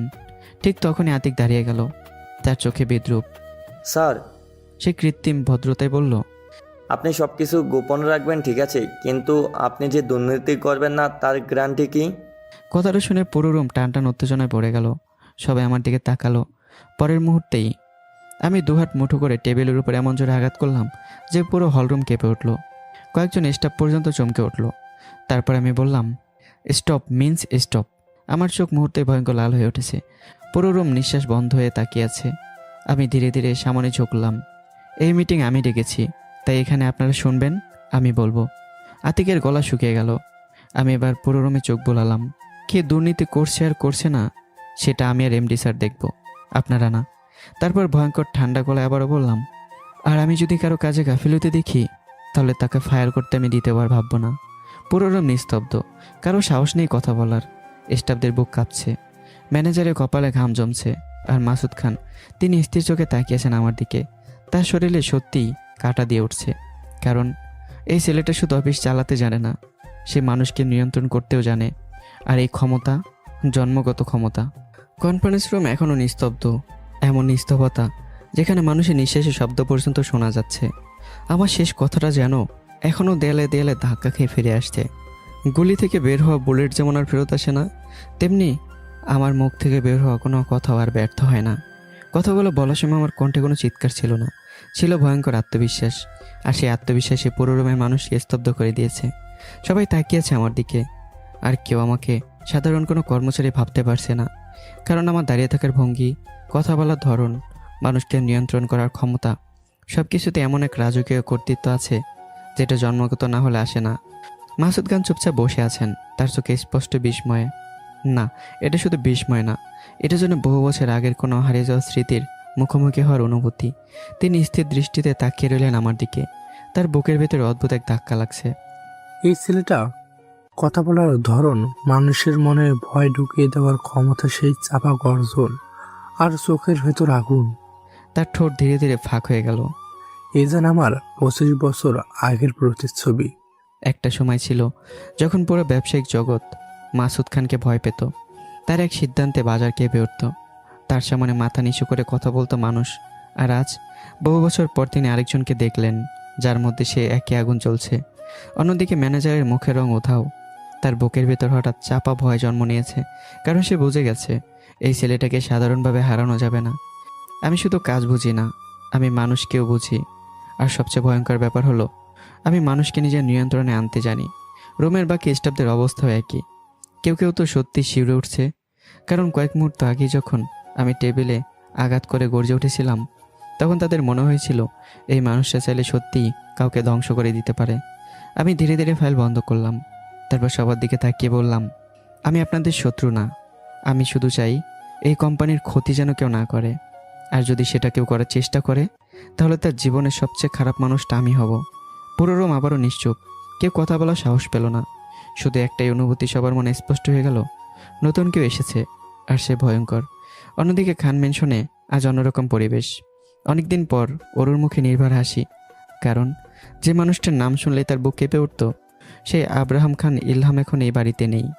না তার ভয়ঙ্কর গর্জন আছে, না তার আগুন ঝরা চোখ, না তার দম বন্ধ করা পরিস্থিতি। পুরো খান মেনশন যেন নীরব হয়ে হালকা হয়ে গেছে। আর সবচেয়ে বড় কথা, খান গ্রুপ এখন ধীরে ধীরে অরুর নিয়ন্ত্রণে চলে আসছে, যেটা সে একসময় স্বপ্নেও ভাবেনি। এমনকি আকাশের সাথে তার বিয়েটাও হয়েছে দাদুর উপস্থিতিতেই। সব কিছু যেন ঠিক তার পরিকল্পনা মতো এগুচ্ছে। কিন্তু এই পুরো ঘটনার সবচেয়ে ভয়ঙ্কর সত্য ছিল দাদু। একটা সময় ব্যবসায়িক জগতে ক্রাশ ছিল যে মানুষটা মানুষের চোখের দিকে তাকিয়ে সত্য মিথ্যা বুঝে ফেলতেন, একটা ভুল সিদ্ধান্তও নিতেন না, সেই মানুষটাই আজ নিজের হাঁটুর বয়সী নাতনি সাজানো ফাঁদে পা দিয়ে এমন এক অন্যায় করে বসেছেন যেটা ক্ষমার যোগ্য না। রাত গভীর। খান মেনশনের বিশাল হলরুমে পুরো পরিবার দাঁড়িয়ে আছে। খান বাহাদুর ধীরে ধীরে সামনে এসে দাঁড়ালেন, তার হাতে লাঠি, চোখে আগের মতোই কঠোরতা। তিনি গম্ভীর গলায় বললেন, আগামীকাল থেকে অরুমিতা কোম্পানিতে জয়েন করবে। অরুর ঠোঁটে ধীরে হাসি ফুটে উঠল। দাদু আবার বললেন, আর কয়েক মাসের মধ্যে ও খান গ্রুপের সিইও হবে। কথাটা শুনে পুরো হলরুমে চাপা গুঞ্জন ছড়িয়ে পড়ল। কারো চোখে বিস্ময়, কারো চোখে অস্বস্তি। ঠিক তখনই বাবা সাহস করে বললেন, বাবা, ইলিমাকে কি একটা সুযোগ দেওয়া যায় না? মুহূর্তেই পরিবেশ বদলে গেল। দাদুর চোখ শুরু হয়ে গেল। ইউনুস খানও ধীরে বললেন, হ্যাঁ বাবা, সে আমাদের বংশের একমাত্র ওয়ারিশ, ওকে জেল থেকে বের করে আনা দরকার। কথাগুলো শুনে অরুর বুক ধুক করে উঠল। তার হাত কাঁপতে শুরু করলো। এসি চলা ঠান্ডা রুমেও তার কপালে ঘাম জমে গেল। পাশে বসে আকাশের অবস্থা একই, তার গলাও শুকিয়ে গেছে। কারণ তারা দুজনেই জানে আমি একবার ফিরে আসা মানে ধ্বংস ফিরে আসা। আমি শুধু একজন মানুষ না, একজন প্রতিশোধ। ঠিক তখনই দাদু হঠাৎ বিকট গর্জনে চিৎকার করে উঠলেন, আর একবার যদি তোরা দুই ভাই আব্রাহামের নাম মুখে আনিস। তার লাঠি মেঝেতে আঘাত করতে পুরো হলরুম কেঁপে উঠল। গর্জনটা এত ভয়ঙ্কর ছিল যে কাজের লোকগুলো পর্যন্ত ভয়ে কান চেপে ধরল। মা তো ভয় পেয়ে দু কদম পিছিয়ে গেল। সামিরা খান প্রথমে চমকে উঠলেও পরের মুহূর্তে এটার ঠোঁটে তৃপ্তির হাসি ফুটে উঠল। কারণ যতদিন দাদু আমাকে ঘৃণা করবে ততদিন তাদের রাজত্ব নিরাপদ। ওরও ধীরে ধীরে একটা বড় নিঃশ্বাস ফেলল, শান্তির নিঃশ্বাস। পাশে বসে আকাশও যেন নতুন জীবন ফিরে পেল, কারণ আজও আমি তাদের নাগালের বাইরে। অন্যদিকে রাতে নীরবতায় মাসুদ খান ধীরে ধীরে মেয়ের রুমের সামনে এসে দাঁড়ালেন। তার পাশে তার স্ত্রী আয়েশা খান। দরজা অল্প খোলা। ভেতরে তাকাতেই দুজনের বুক কেঁপে উঠল। বারান্দার পাশে চুপচাপ বসে আছে মৌ, চোখ স্থির আকাশের দিকে। তার চোখে সেই পুরনো প্রাণ চাঞ্চলতা নেই, না কোনো স্বপ্ন আর না কোনো আলো। মেয়েটা যেন বেঁচে থেকেও কোথাও হারিয়ে গেছে। আর সে হারিয়ে যাওয়া চোখ দুটো দেখে একজন বাবা মায়ের বুক নিঃশব্দে ফেটে যাচ্ছে। বারান্দার পাশে দোলনা চেয়ারে চুপচাপ বসেছিল মৌ। রাতের আকাশটা আজ অদ্ভুত নীরব। চাঁদের আলো বারান্দার মেঝেতে পড়ে যেন ফ্যাকাশে এক বিষাদের চাদর বিছিয়ে দিয়েছে। মৌ ধীরে পিছনে ফিরে তাকাতেই দেখতে পেল তার বাবা আর মা দরজার সামনে দাঁড়িয়ে আছে। দুজনের চোখে ক্লান্তি, একটা অদ্ভুত ভয়। মৌ ঠোঁটে জোর করে হাসি এনে বলল, মা, বাবা, এত রাতে দাঁড়িয়ে আছো কেন? আসো না, আমার পাশে বসো। তার কণ্ঠে আগে সেই প্রাণ চঞ্চলতা নেই। মনে হয় বহু বছর ধরে ক্লান্ত একটা মানুষ কথা বলছে। মাসুদ খান ধীরে ধীরে এসে মেয়ের পাশে বসলেন। আয়েশা খানও মেয়ের মাথায় হাত রাখলেন। কয়েক সেকেন্ডে কেউ কোনো কথা বলল না, শুধু রাতের হাওয়ার পর্দাগুলো দুলছিল। তারপর মাসুদ খান নিচু গলায় বললেন, জানিস মো, তুই যখন জন্ম নিলি তার 3 মাস পরে ডক্টর বলেছিল তোর মা আর কোনোদিন সন্তান নিতে পারবে না। মৌ চমকে বাবার দিকে তাকালেন। মাসুদ খান মৃদু হেসে বললেন, কিন্তু বিশ্বাস কর, আমাদের একটু আফসোস হয়নি। তার চোখ ভিজে উঠছে। কারণ আমাদের মা আর বাবা ডাকার জন্য তুই ছিলি। কথাগুলো বলতে বলতে তার গলা ভারী হয়ে গেল। পাশাপাশি আয়েশা খানের চোখ বেয়ে নীরবে পানি গড়িয়ে পড়ছে। একজন মা হয়তো নিজের কষ্ট লুকাতে পারে, কিন্তু সন্তানের কষ্ট সেটা লুকানো যায় না। মাসুদ খান আবার বললেন, এখন প্রতিটা মুহূর্তে আমরা ভয় পাই মৌ। তিলে তিলে মরছি আমরা, শুধু একটা ভয়, যদি তোকে হারিয়ে ফেলি। তিনি কাপা হাতে মেয়ের মাথায় হাত রাখলেন। আমাদের তুই ছাড়া এই পৃথিবীতে আর কেউ নেই মা। কথাগুলো সরাসরি কি আঘাত করলো ময়ের বুকের গভীরে। তার চোখ মুহূর্তে ঝাপসা হয়ে গেল। সে স্থির চোখে বাবা মায়ের দিকে তাকিয়ে রইল। এই মানুষ দুটো যারা সবসময় তাকে আগলে রেখেছে, আজ তার কারণেই ভেঙে যাচ্ছে। ঠিক তখনই আয়েশা খান চোখ মুছতে মুছতে বললেন, ওকে এসব বলতে লাভ নেই। ও তো আমাদের থেকেও ওই সাগরের নামের ছেলেটাকেই বেশি ভালোবাসে। তার কণ্ঠে অভিমান। কথাটা শুনে মৌ যেন ভেতর থেকে কেঁপে উঠল। তার বুকের ভেতর মোচড় দিয়ে উঠল। কারণ সে হয়তো ভুল মানুষকে ভালোবেসেছিল, কিন্তু কখনো বাবা মাকে কম ভালোবাসেনি, কখনোই না। মৌ দ্রুত মায়ের মুখ চেপে ধরে কাঁদতে কাঁদতে বলল, মা প্লিজ এইভাবে বলো না। তার কণ্ঠ ভেঙে যাচ্ছে। তোমরা বলো আমি কি করলে তোমরা ভালো থাকবে, খুশি হবে। আমি সব করব মা, তোমাদের জন্য আমি সব কিছু করতে পারবো। এই প্রথমবার মেয়েটার ভেতরে ভাঙ্গা শিশুটাকে স্পষ্ট দেখা গেল।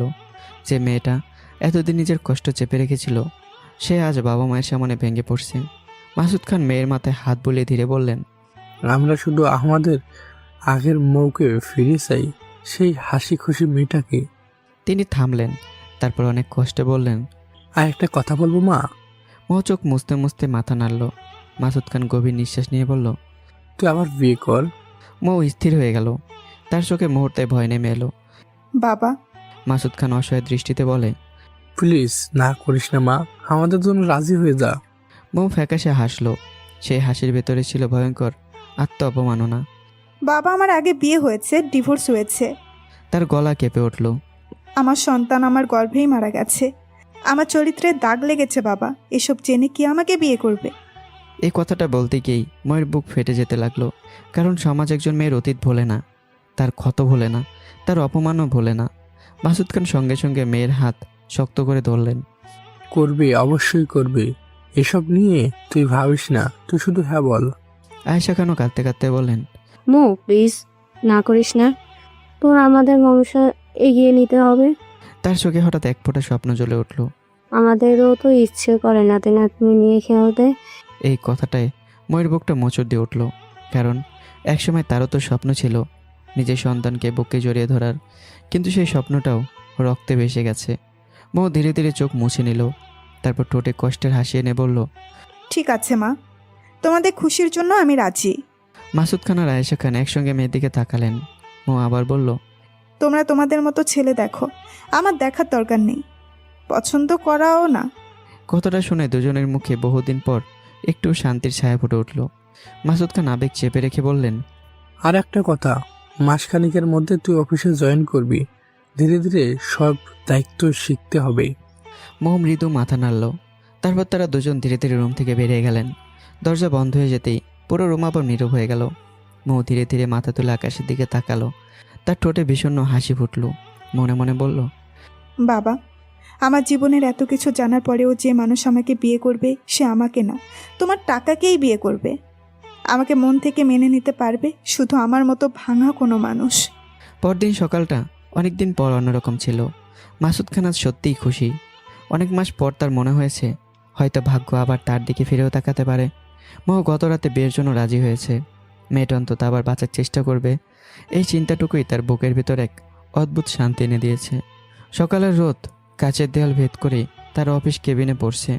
মাসুদ খান চুপচাপ বসে কফি খাচ্ছিলেন। ঠিক তখনই তার ফোন বেজে উঠল। স্ক্রিনে একটা নাম ভেসে উঠতেই তার ভুরু কুঁচকে গেল। কল রিসিভ করতেই ওপাশে কয়েকটা কথা শোনা গেল, আর মুহূর্তের মধ্যেই তার মুখের হাসি মিলে গেল, চোখের ভেতরে আলো নিভে গেল। কফির কাপটা ধীরে ধীরে টেবিলে নামিয়ে রাখলেন তিনি। মনে হলো কেউ যেন হঠাৎ এসে তার বুকের উপর বরফ চাপিয়ে দিয়েছে। কিছুক্ষণ পর অফিস বয়ের মাধ্যমে আমাকে ডাকা হলো। আমি কেবিনে ঢুকেই বুঝতে পারলাম কিছু একটা হয়েছে। কারণ কয়েক ঘন্টা আগেও যে মানুষটা প্রাণবন্ত ছিল সে এখন অস্বাভাবিক চুপ। স্যার, আমাকে ডাকছিলেন? মাসুদ খান গভীর নিঃশ্বাস ফেললেন, তারপর নিচু গলায় বললেন, ইলহাম, আমাদের এই প্রজেক্টের আশা ছেড়ে দিতে হবে। কথাটা শুনেই আমার চোখ সরু হয়ে এলো। কেন স্যার, কি হয়েছে? মাসুদ খান চেয়ার থেকে উঠে জানালার পাশে গিয়ে দাঁড়ালেন, তারপর ধীরে বললেন, আমার খান গ্রুপের ব্যবসায়িক জগৎ দ্বিতীয় খান গ্রুপ বলে। তার ঠোঁটে তিক্ত হাসি ফুটল।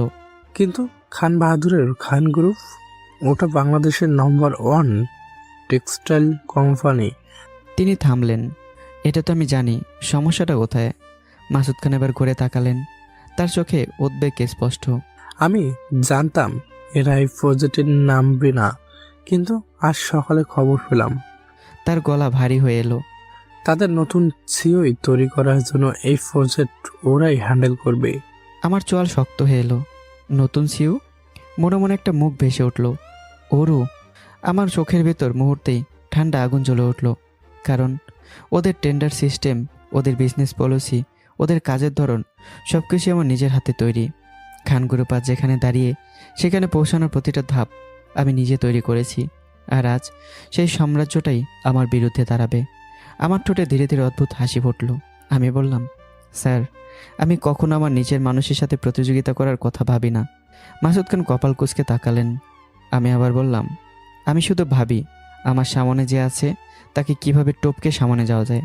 কথাগুলো বলার সময় আমার কণ্ঠে এত ভয়ঙ্কর আত্মবিশ্বাস ছিল যে মাসুদ খানের চোখ বড় বড় হয়ে গেল। তিনি অবাক হয়ে চেয়ার থেকে উঠে দাঁড়ালেন। ইলহাম, তুমি খান গ্রুপ সম্পর্কে কিছু জানো না?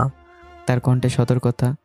ওদের কাজের ধরন আলাদা, ওদের টেন্ডার সিস্টেম ভয়ঙ্কর। কম টাকায় বেস্ট কোয়ালিটি পোশাক তৈরি করে ওরা। আমি স্থির চোখে তাকিয়ে রইলাম। তারপর বললাম, স্যার, আমি জন্ম নিয়েছি জেতার জন্য। হেরে যাওয়ার শব্দটাকে আমি ঘৃণা করি। এই প্রজেক্ট আমিই করব। আমি সামনে ঝুঁকিয়ে বললাম, আর যদি হেরে যাই তাহলে রিজাইন দিয়ে চলে যাব। মাসুদ খান স্তব্ধ হয়ে গেলেন। এই কয়েকদিনে তিনি আমার কাছ থেকে একের পর এক ধাক্কা খেয়েছেন। আমার সিদ্ধান্ত, আমার নেতৃত্ব, আমার আত্মবিশ্বাস সব কিছু অস্বাভাবিক। আর আজ তার মনে প্রথমবারের মতো একটা ভয়ঙ্কর আশা জন্ম নিল। তিনি মনে মনে বললেন, ইলহাম, তুমি পারবে। তার চোখে ধীরে ধীরে আগুন জ্বলে উঠল। সত্যি যদি তুমি খান বাহাদুরের সাম্রাজ্যকে হারাতে পারো, তাহলে এটা হবে আমার জীবনের প্রথম জয় খান বাহাদুরের বিরুদ্ধে। তার ঠোঁট কেঁপে উঠল। কয়েক সেকেন্ড চুপ থেকে মাসুদ খান বললেন, ওকে, তোমাকে চাকরি ছাড়তে হবে না। তিনি সামনে এসে আমার কাঁধে হাত রাখলেন। এই প্রজেক্টের জন্য আমি তোমাকে সব ধরনের সহযোগিতা করব। Thank you sir. তারপর ধীরে ধীরে কেবিন থেকে বেরিয়ে গেলাম। কিন্তু বের হওয়ার সময় আমার চোখে ছিল আগুন। সেটা যুদ্ধের আগুন। পরদিন সকালে পুরো ব্যবসায়িক জগতে যেন ভূমিকম্প নেমে গেল। একটা খবর আগুনের মতো ছড়িয়ে পড়েছে। জুনিয়র খান গ্রুপ টেন্ডারে নেমেছে সরাসরি খান বাহাদুরের খান গ্রুপের বিরুদ্ধে। ব্যবসায়িক মহলে হাসাহাসি শুরু হয়ে গেল। কারো কাছে এটা ছিল কৌতুক, কারো কাছে আত্মহত্যা, কারো কাছে পাগলামো। সকাল থেকে একের পর এক ফোন আসতে লাগলো মাসুদ খানের কাছে। প্রথম কল, হা, মাসুদ সাহেব, আপনি কি সত্যি খান বাহাদুরের সাথে টেক্কা দিতে নামছেন? এবার দ্বিতীয় কল, বয়স হয়েছে তাই মনে হয় মাথাও গেছে। তৃতীয় কল আসলো, বাংলাদেশে বিজনেস করতে করতে আত্মহত্যার নতুন পদ্ধতি আবিষ্কার করছেন নাকি? এবার আসলো চতুর্থ কল, খান বাহাদুরকে হারানো এটা স্বপ্ন না দুঃস্বপ্ন? কেউ হাসছে, কেউ ব্যঙ্গ করছে, কেউ সরাসরি অপমান করছে। এমনকি কিছু কোম্পানির এমডি তো ইচ্ছে করেই স্পিকারে লোকজন বসিয়ে ফোন দিচ্ছে যাতে সবাই মিলে হাসতে পারে। পুরো বিজনেস সার্কেলে গুজব ছড়িয়ে গেল। মাসুদ খান পাগল হয়ে গেছে, ওরা এবার শেষ। খান বাহাদুরের সাথে লাগতে যাওয়া মানে নিজের কবর নিজে খোঁড়া। কিন্তু এই হাসাহাসির মাঝে একটা মানুষ নিজের কেবিনে চুপচাপ বসেছিল। সেটা হলাম আমি। আমার ঠোঁটে ধীরে ধীরে হাসি ফুটে উঠছিল। কারণ এই পৃথিবীর সবাই একটা জিনিস জানে না। গ্লাসের দেয়াল করা কেবিনের ভেতর দাঁড়িয়ে সব কিছু দেখছিলাম। একটা পর একটা ফোন আসছে, আর প্রতিবার ফোন ধরার পরেই মাসুদ খানের মুখ একটু একটু করে কঠিন হয়ে যাচ্ছে। কেউ বিদ্রুপ করছে, কেউ হাসছে, কেউ সরাসরি অপমান করছে। কারণ বাংলাদেশের বিজনেস জগতে আজ একটা খবর দাবানলের মতো ছড়িয়ে পড়ছে। জুনিয়র খান গ্রুপ নেমেছে খান বাহাদুরের খান গ্রুপের বিপক্ষে। 1000 কোটি টাকার একটা প্রজেক্ট, ছোট্ট একটা টেন্ডার। কিন্তু সেই ছোট্ট টেন্ডারই যেন পুরো ব্যবসায়িক জগৎকে কাঁপিয়ে দিয়েছে। কারণ এখানে টাকার অঙ্ক বড় নয়, এখানে বড় হচ্ছে চ্যালেঞ্জ। বাংলাদেশের নাম্বার 1 টেক্সটাইল সাম্রাজ্যকে চ্যালেঞ্জ করা মানে নিজের কবর নিজে খোঁড়া। মাসুদ খানের ফোন আবার বেজে উঠল। তিনি কল রিসিভ করতে ওপাশ থেকে হাসির শব্দ ভেসে এলো। আরে মাসুদ সাহেব, শুনলাম আপনি নাকি খান বাহাদুরের সাথে টেন্ডারে নামছেন। আরেকজন হেসে বলল, কি ব্যাপার, মরার আগে নাকি একটু হিরো হওয়ার শখ জেগেছে? কেবিনে বসা কয়েকজন ডিরেক্টর পর্যন্ত মাথা নিচু করে ফেললো। লোকটা আবার বলল, বাংলাদেশে ব্যবসা করতে হলে নিজের লিমিট বুঝতে হয় মাসুদ সাহেব। খান বাহাদুরের সাথে লাগতে গেলে শুধু টাকা না, সাহসও লাগে। তারপর চাপা হাসি। টুক করে কল কেটে গেল। মাসুদ খান ধীরে ধীরে ফোন নামালেন। তার মুখে অপমানের চাপ স্পষ্ট। কিন্তু ঠিক তখনই কাছের ওপাশে দাঁড়িয়ে থাকা আমার চোখে আগুন জ্বলে উঠল। আমার চোয়াল শক্ত হয়ে গেল। মনে মনে বললাম, খান বাহাদুর, তোমার সাম্রাজ্য আমি ধ্বংস করে দেব। তুমি জানো না, তোমার কোম্পানির প্রতিটা নিয়ম, প্রতিটা টেকনিক, প্রতিটা স্ট্র্যাটেজি আমার তৈরি করা। আমার ঠোঁটের কোণে ভয়ঙ্কর একটা হাসি ফুটে উঠল। তোমরা ভেবেছ এটা ছোট্ট একটা প্রজেক্ট, অথচ আমি এটাকে বানাবো তোমাদের পতনের শুরু। অন্যদিকে প্রজেক্টের কাজ পুরোপুরি চলছে। আমি দিনের পর দিন অফিসেই পড়ে থাকছি, রাত জেগে ফাইল তৈরি করছি, মার্কেট অ্যানালাইসিস করছি, বিদেশে কাপড়ের রেট থেকে শুরু করে লোকাল প্রোডাকশন কস্ট সব হিসাব করে নিজে দেখছি। আমার চোখে এখন একটাই লক্ষ্য, জয়। কিন্তু অন্যদিকে ম্যানেজারও থেমে নেই। সে একের পর এক চাল চালছে। কখনো ভুল ডাটা পাঠাচ্ছে, কখনো গুরুত্বপূর্ণ ফাইল আটকে রাখছে, কখনো স্টাফদের ভয় দেখাচ্ছে। তার মনে একটাই ভয়। কিন্তু আমি বুঝতে পারছি আমার আশেপাশে কেউ বিশ্বাসঘাতকতা করছে। তবু আমি কিছু বলছি না, কারণ আমি শিকার ধরার আগে পুরোপুরি শিকারকে পুরোপুরি নিশ্চিত হতে দিই। অন্যদিকে খান গ্রুপের হেড অফিস পুরো ফ্লোর নিস্তব্ধ, কারণ খান বাহাদুর আজ ভয়ঙ্কর রেগে আছেন। তার গর্জনে যেন পুরো বিল্ডিং কেঁপে উঠছে। আমার অনুমতি ছাড়া কি এই সামান্য 1000 কোটি টাকার প্রজেক্ট খান গ্রুপের নাম দিয়েছে? তার লাঠি মেঝেতে আঘাত করতেই কয়েকজন স্টাফ ভয় কেঁপে উঠল। বাবার গলা শুকিয়ে গেছে। ইউনুস খান মাথা নিচু করে দাঁড়িয়ে, ওর বুক ধরফর করছে, তার হাত পর্যন্ত ঠান্ডা হয়ে গেছে। ইউনুস খান ধীরে বললেন, এটা আরও করেছে বাবা। সঙ্গে সঙ্গে খান বাহাদুরের চোখ গিয়ে থামলো ওর ওপর। সেই চোখে এমন ভয়ে চাপা ছিল যেটা দেখে ওর বুক হিম হয়ে গেল। দাদু, আমি নিজে থেকে কিছু বলতে চেয়েছিলাম। খান বাহাদুর দাঁতে দাঁত চেপে বললেন, অরুবিতা, আমার সাথে আলোচনা করা উচিত ছিল। তার কণ্ঠ ঠান্ডা, আর সেই ঠান্ডা কণ্ঠেই সবচেয়ে ভয়ঙ্কর। আমরা ছোট প্রজেক্ট ডিল করি না, তার উপর ওই হারামজাদা মাসুদের কোম্পানি এখন আমাদের সাথে টেন্ডারে লড়বে। তিনি ধীরে ধীরে সামনে এগিয়ে এলেন, তার চোখে অপমানের আগুন। দেশের মানুষ হাসাহাসি করছে।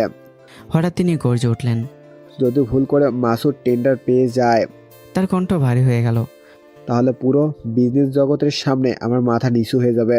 পুরো অফিস নিস্তব্ধ, কারণ নিঃশ্বাস নেওয়ার সাহস পর্যন্ত নেই। খান বাহাদুর ধীরেই বললেন, আজ থেকে আর কোনো ছোট প্রজেক্টে হাত দিবে না। ওরও দ্রুত মাথা নাড়ল, কিন্তু ভেতরে ভেতরে সে অন্য ভয় পাচ্ছে। অন্যদিকে রাত গভীর, নিজের কেবিনে বসে আছি, সামনে খান গ্রুপের পুরনো প্রজেক্ট ফাইল। আমার চোখ ধীরে ধীরে শুরু হয়ে এলো। খান বাহাদুর, তোমাকে হারানোর জন্য বড় যুদ্ধ লাগে না, কখনো কখনো ছোট্ট একটা আঘাতই পুরো সাম্রাজ্য কাঁপিয়ে দেয়। অন্যদিকে মাসুদ খান আজকাল একের পর এক পাত্র দেখছেন ময়ের জন্য, কিন্তু প্রতিটা পরিবারই একই কথা বলছে, বিয়ে করব, তবে আগে সম্পত্তির 50% আমার নামে লিখে দিতে হবে। কথাগুলো শুনে মাসুদ খানের বুকের ভেতর মোচড় দেয়। তার আপত্তি সম্পদে না, তিনি চাইলে পুরো সাম্রাজ্য মেয়ের নামে লিখে দিতে পারেন, কিন্তু ভয়টা অন্য জায়গায়। তিনি জানালার পাশে দাঁড়িয়ে মনে মনে বললেন, তারা কি সত্যি আমার মেয়েকে ভালো রাখবে? তার চোখের সামনে ভেসে উঠল ময়ের নিঃশেষ হয়ে যাওয়া মুখটা। ভাঙা মেয়েটা যদি আবার ভেঙে যায়, তাহলে হয়তো এবার তাকে আর বাঁচানো যাবে না। রাত গভীর, মাসুদ খান নিজের স্টাডি রুমে একা বসে আছেন। সামনে আধ খাওয়া কফির মগ, চোখ দুটো ক্লান্ত। আজও একটা পাত্রপক্ষ ফিরিয়ে দিয়েছে মৌকে, কারণ তাদের মৌকে দরকার নেই, দরকার মাসুদ খানের সম্পত্তি। আর ঠিক সেই মুহূর্তে অন্যদিকে নিজের রুমের অন্ধকার জানলার পাশে দাঁড়িয়েছিল মৌ। বাইরে ঝিরিঝিরি বাতাস বইছে, কিন্তু তার ভেতরে ঝড় থামছে না। সে ধীরে চোখ বন্ধ করলো, তারপর মনে মনে বলল, বাবা, আমি তো আগেই জানতাম কেউ আমাকে বিয়ে করতে চাইবে না, সবাই তোমার টাকাকে বিয়ে করতে চাইবে। তার চোখের কোণে জমে থাকা জল গড়িয়ে পড়ল। সাগরের মা বাবা সেই নোংরা অপবাদ আজও তাকে তাড়া করে বেড়ায়। সমাজ তাকে ভুলে গেছে হয়তো, কিন্তু সে নিজেকে বলতে পারেনি। একটা মেয়ের চরিত্রে একবার দাগ লাগলে সমাজ কখনো সে দাগ মুছতে দেয় না। মৌ দেয়ালে মাথা টিকিয়ে ফিসফিস করে বলল, আমার মতো ভাঙা মানুষকে কেউ ভালোবাসতে পারবে না, আর যে আমাকে বিয়ে করবে আমি তার জীবনকেও জাহান্নাম বানিয়ে দিব। তার কণ্ঠে ছিল না রাগ, ছিল ভয়ঙ্কর ক্লান্তি। একটা মানুষ যখন ভেতর থেকে পুরোপুরি ভেঙে যায়, তখন তার কণ্ঠ এমনই হয়। আজ টেন্ডার জমা দেওয়ার দিন। পুরো অফিসে চাপা উত্তেজনা। ম্যানেজারের মুখে আজ অদ্ভুত তৃপ্তি, কারণ সে আগে নিজের চাল চেলেছে, গোপন এমন কিছু ব্যবস্থা করেছে যাতে এই টেন্ডার কোনোভাবেই আমার হাতে না আসে। সে মনে মনে হাসলো। অন্যদিকে আমি অদ্ভুত শান্ত, একটার পর একটা ফাইল চেক করছি। প্রতিটা ডকুমেন্ট শেষবারের মতো দেখে নিয়ে আমি ধীরে ফাইলটা বন্ধ করলাম। তারপর টেন্ডারের ফাইলটা মাসুদ খানের দিকে এগিয়ে দিয়ে বললাম, স্যার, আপনি জমা দিয়ে আসুন। মাসুদ খান অবাক হয়ে তাকালেন। তুমি যাবে না? না স্যার। সবকিছু তো তুমি করলে। প্লিজ স্যার, এটা নিয়ে আর কিছু বলবেন না। তার চোখে এমন এক স্থিরতা ছিল যেন সে আগেই ফল জানে। টেন্ডার জমা দেওয়ার স্থানে বাংলাদেশে বড় বড় কোম্পানির প্রতিনিধিরা উপস্থিত। হলরুমের ভেতর চাপা গুঞ্জন, আর ঠিক মাঝখানে দাঁড়িয়ে আছে খান বাহাদুর। তার উপস্থিতি যেন পুরো পরিবেশকে ভারী করে তুলেছে। ঠিক তখনই দরজা ঠেলে ভেতরে ঢুকলেন মাসুদ খান। সঙ্গে সঙ্গে কয়েকটা চোখ ঘুরে গেল তার দিকে। কারো ঠোঁটে বিদ্রুপ, কারো চোখে করুণা। খান বাহাদুর ধীরে মাথা তুললেন, তারপর ঠান্ডা হাসি দিলেন। এখন তোর এত বড় সাহস হয়ে গেছে, তুই আমার সাথে লড়বি? মাসুদ খানের হাত কাঁপছিল। তিনি ফাইল শক্ত করে ধরে রেখেছিলেন, আর সেটা দেখে খান বাহাদুর হেসে উঠলেন। ভালো লাগছে দেখে। তিনি ধীরে সামনে এগিয়ে এলেন। এখনো আমাকে দেখে তোর হাত কাঁপে? কথাটা শুনে আশেপাশের কয়েকজন ব্যবসায়ী চাপা হাসলো, কিন্তু মাসুদ খান কিছু বললেন না। শুধু ধীরে টেন্ডার জমা দিলেন। তারপর ফিরে যাওয়ার সময় থামলেন, ধীরে ঘুরে তাকালেন খান বাহাদুরের দিকে। তার চোখে জল টলমল করছে, কিন্তু কণ্ঠ স্থির। তিনি ধীরে বললেন, ফুলের সৌরভ আর মানুষের গৌরব কোনোটাই চিরস্থায়ী না। তোমার অহংকারও একদিন শেষ হবে। তারপর তার দৃষ্টি গিয়ে থামল ইব্রাহিম খান আর ইউনুস খানের উপর। দুই ভাই মাথা নিচু করে দাঁড়িয়ে আছে। মাসুদ খানের বুকটা মোচড় দিয়ে উঠল। তার কণ্ঠ এবার ভারী হয়ে গেল। তিনি তিক্ত হেসে বললেন, আর তোমরা পুরুষের পোশাক পরে লাভ কি? তোদের শাড়ি চুরি পরে থাকা উচিত ছিল। কথাটা শুনে ইব্রাহিম খানের বুকটা কেঁপে উঠল। ইউনুস খানের চোখ ভিজে গেল, কারণ এই মানুষটা শুধু প্রতিপক্ষ না, তাদের ভাই, তাদের সেই মেজো ভাই, যাকে 32 বছর আগে এই পরিবার থেকে বের করে দেওয়া হয়েছিল। আর তারা দুই ভাই হয়েও কিছু বলতে পারেনি। না বাবার বিরুদ্ধে দাঁড়াতে পেরেছিল, না ভাইকে ধরে রাখতে পেরেছিল। আজ এত বছর পরও সেই অপরাধবোধ তাদের বুকের ভেতরে পুড়িয়ে মারে। মাসুদ খান আর দাঁড়ালেন না, ধীরে ধীরে হলরুম থেকে বেরিয়ে গেলেন। কিন্তু তার চলে যাওয়ার পরও পুরো পরিবেশ ভারী হয়ে রইল, কারণ কিছু ক্ষত থাকে যেগুলো সময়ে শুকাতে পারে না। এভাবেই কেটে গেল 2 দিন। আজ টেন্ডার ঘোষণার দিন। সকাল থেকে মাসুদ খানের ভেতর অদ্ভুত অস্থিরতা। তিনি বারবার ঘড়ি দেখছেন, বারবার পানি খাচ্ছেন। তার মনে হচ্ছে বুকের ভেতর হৃৎপিণ্ডটা স্বাভাবিকের চেয়েও বেশি জোরে ধুকপুক করছে। কারণ এটা শুধু একটা টেন্ডার না, এটা তার সম্মান, তার অস্তিত্ব, তার বহু বছরের অপমানের বিরুদ্ধে প্রথম যুদ্ধ। কিন্তু আশ্চর্যের বিষয়ে আমার মধ্যে বিন্দুমাত্র টেনশন নেই। আমি শান্তভাবে নিজের কাজ করছি। মনে হচ্ছে যেন ফল আমি আগে থেকেই জানি। মাসুদ খান কয়েকবার আর চোখে তাকালেন আমার দিকে। মনে মনে একটাই প্রশ্ন ঘুরছে, এই ছেলেটা এতটা নিশ্চিত কেন? দুপুর করে বিকেলের দিকে মাসুদ খানের অফিস জুড়ে আজ অদ্ভুত এক চাপা উত্তেজনা। আর কিছুক্ষণ পরে টেন্ডারের ফল ঘোষণা হবে। কিন্তু তার আগেই হঠাৎ অফিসে এসে উপস্থিত হলো দাদা ভাই, যাকে দেখলে শহরে বড় বড় মানুষও সম্মান দিয়ে উঠে দাঁড়ায়। রিসিপশন থেকে খবর আসতেই মাসুদ খান নিজে দ্রুত বাইরে বেরিয়ে এলেন। দাদাভাইকে দেখে তিনি সম্মান দিয়ে বললেন, আরে দাদা, তুমি এসেছো? দাদাভাই মুচকে হাসলেন, তার কণ্ঠে আন্তরিকতা। বড় ভাই ডাকছেন কেন বলেন, আপনার জন্য কি করতে পারি? আপনার জন্য জীবন দিতেও রাজি আছি। কথাটা শুনে মাসুদ খান হালকা হাসলেন, তারপর ধীরে বললেন, জীবন দিতে হবে না দাদা, আমার মেয়ের বিষয় তো তুমি জানোই। দাদাভাইয়ের মুখ গম্ভীর হয়ে গেল। হ্যাঁ জানি তো, আবার কোনো সমস্যা হয়েছে নাকি? মাসুদ খান দীর্ঘশ্বাস ফেললেন। না, নতুন সমস্যা না, কিন্তু মৌয়ের জন্য একটা ভালো পাত্র খুঁজছি, পাচ্ছি না। তারপর ধীরে ধীরে তিনি সব খুলে বললেন। ডক্টরের কথা, বইয়ের মানসিক অবস্থা, পাত্রপক্ষের ক্ষোভ। কেউ সরাসরি সম্পত্তির অর্ধেক চাইছে, কেউ শর্ত দিচ্ছে ব্যবসার অংশীদার বানাতে হবে। সব শুনে দাদাভাই কিছুক্ষণ চুপ করে রইলেন। তারপর ধীরে সোফায় হেলান দিয়ে বললেন, আপনার পাশে খাঁটি সোনার টুকরো ছেলে থাকতে আপনি বাইরে পাত্র খুঁজছেন? মাসুদ খান চমকে উঠলেন, তার চোখ বিস্ময়ে বড় হয়ে গেল। কি বলছো দাদা, কে সে? দাদাভাই এবার ধীরে ধীরে হাসলেন, তারপর এমন একটা নাম বললেন যেটা শুনে মাসুদ খানের বুক ধকপক করে উঠল। আব্রাহাম খান ইলহাম। মুহূর্তেই রুমের বাতাস যেন থমকে গেল। মাসুদ খান কয়েক সেকেন্ডে কোনো কথা বলতে পারল না। তারপর ধীরে বললেন, ইলহাম? তার মাথার ভেতর যেন একসাথে 1000টা প্রশ্ন ঘুরতে লাগলো।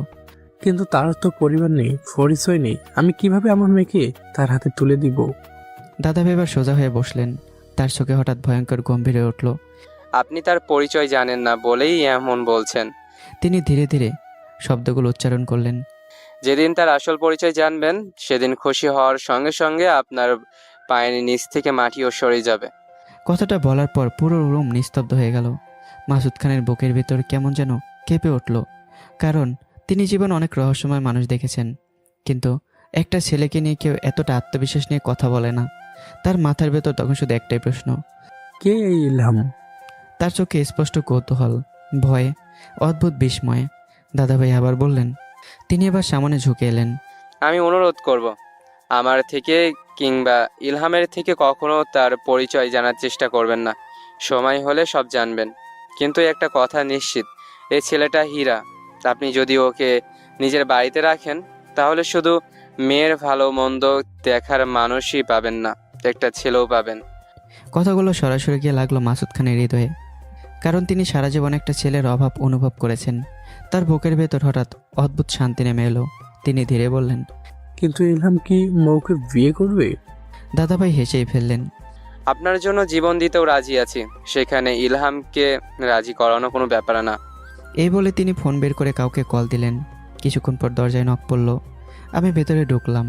সাদা শার্ট, স্থির চোখ, গম্ভীর মুখ। ভেতরে ঢুকেই বললাম, দাদাভাই কেমন আছেন? বলেন আপনার জন্য কি করতে পারি? কথাটা শুনে দাদাভাই বিব্রত হয়ে হেসে উঠলেন। ভাই, এইভাবে বলে লজ্জা দিবেন না। আর ঠিক সেই মুহূর্তে মাসুদ খান আবারও শখ খেলেন। তার চোখ ধীরে ধীরে বিস্ময়ে বড় হয়ে গেল, কারণ শহরের ভয়ঙ্কর প্রভাবশালী দাদাভাই আমাকে ভাই বলে সম্বোধন করছে। মাসুদ খান মনে মনে বললেন, এই ছেলে আর কত শখ দিবে আমাকে, আর কত কিছু লুকিয়ে আছে এর ভেতরে। দাদাভাই এবার আমার দিকে তাকিয়ে বললেন, মনে আছে আপনি বলেছিলেন আমি যা চাইবো তা দিবেন। আমি এক সেকেন্ডও দেরি করলাম না, সোজা হয়ে দাঁড়িয়ে বললাম, আমি এক জবানের মানুষ ভাই। মুখ থেকে কথা বেরোলে সেটা রাখতে জীবন দিতেও পিছপা হব না। কথাটা শুনে মাসুদ খানের বুকটা কেমন যেন ভরে উঠল। এক দৃঢ়তা, এক ব্যক্তিত্ব, আজকালকার মানুষের মধ্যে এমন পাওয়া যায় না। দাদাভাই এবার ধীরে বললেন, আপনার স্যারের মেয়ের ব্যাপার তো জানেন? হ্যাঁ, সব জানি। কিন্তু কেন? পরের মুহূর্তেই দাদাভাই হঠাৎ শক্ত করে আমার হাত চেপে ধরলেন। তার চোখ লাল হয়ে উঠছে, কণ্ঠ কেঁপে যাচ্ছে। মেয়েটা আমারও মেয়ে। তুমি যদি মোকে বিয়ে করো আমি সারা জীবন তোমার কাছে কৃতজ্ঞ থাকবো। প্লিজ ভাই, না করো না। দৃশ্যটা দেখে মাসুদ খান পুরো স্তব্ধ হয়ে গেলেন। দাদাভাইয়ের মতো মানুষ কারো কাছে অনুরোধ করছে, তার চোখে জল টলমল করছে, আর সে মৌকে নিজের মেয়ে বলছে। আমি বিস্মিত চোখে তাকিয়ে বললাম, আপনি ভেবেচিন্তে বলছেন তো দাদাভাই? দাদাভাই দৃঢ় গলায় বললেন, 200%। আমি আর আপনার স্যার মিলে সিদ্ধান্ত নিয়েছি। আমি কিছুক্ষণ চুপ করে রইলাম, তারপর ধীরে মাথা নিচু করলাম আর বললাম, ঠিক আছে, এমনিতে আপনার জন্য এই জীবনটা আমি ফিরে পেয়েছি, আর আমি কথা দিয়েছি, তাই আমি রাজি। কথাটা শুনেই মাসুদ খানের বুকের ভেতর জমে থাকা পাথরটা যেন নড়ে উঠল। দাদাভাইয়ের মুখে স্বস্তির হাসি ফুটল। তিনি আবার জিজ্ঞাসা করলেন, ইলহাম, আপনার কোনো চাওয়া আছে আপনার স্যারের কাছে? না, আমার কিছু চাওয়ার নেই, শুধু সম্মান দিলে হবে। এই একটা বাক্য শুনে মাসুদ খান নিঃশব্দে তাকিয়ে রইল। আজকের পৃথিবীতে মানুষ যেখানে সম্পর্কের আগেই সম্পত্তির হিসাব করে, সেখানে এই ছেলে কিছুই চাইল না, না টাকা, না শেয়ার, না সম্পদ, শুধু সম্মান। আর সেই মুহূর্তেই মাসুদ খানের মনে হলো এই ছেলেটার ভিতরে সত্যি রাজাদের মতো কিছু আছে। দাদা ভেবে উঠে দাঁড়িয়ে বললেন, তাহলে আগামী শুক্রবার পারিবারিকভাবে বিয়েটা হবে। আমি মাথা নাড়লাম। মাসুদ খানও সম্মতি দিলেন। ঠিক তখনই মাসুদ খান ঘড়ির দিকে তাকিয়ে বললেন, আর কিছুক্ষণ পর টেন্ডারের ফল ঘোষণা করবে। তিনি দাদাভাইয়ের দিকে তাকালেন। দাদা, তুমি আমার সাথে চলো। কোনো কারণে ইলহাম সেখানে যাবে না, তাই তুমি আর আমি যাই। দাদাভাই চুপচাপ আমার দিকে তাকালেন, তারপর মৃদু হাসলেন, কারণ তিনি খুব ভালো করে বুঝে গেছেন কেন আমি সেখানে যেতে চাইছি না। বিকেলে শেষ আলো ধীরে ধীরে মিলিয়ে যাচ্ছে। শহরের সবচেয়ে বড় বিজনেস কনফারেন্স হল আজ কানায় কানায় পূর্ণ।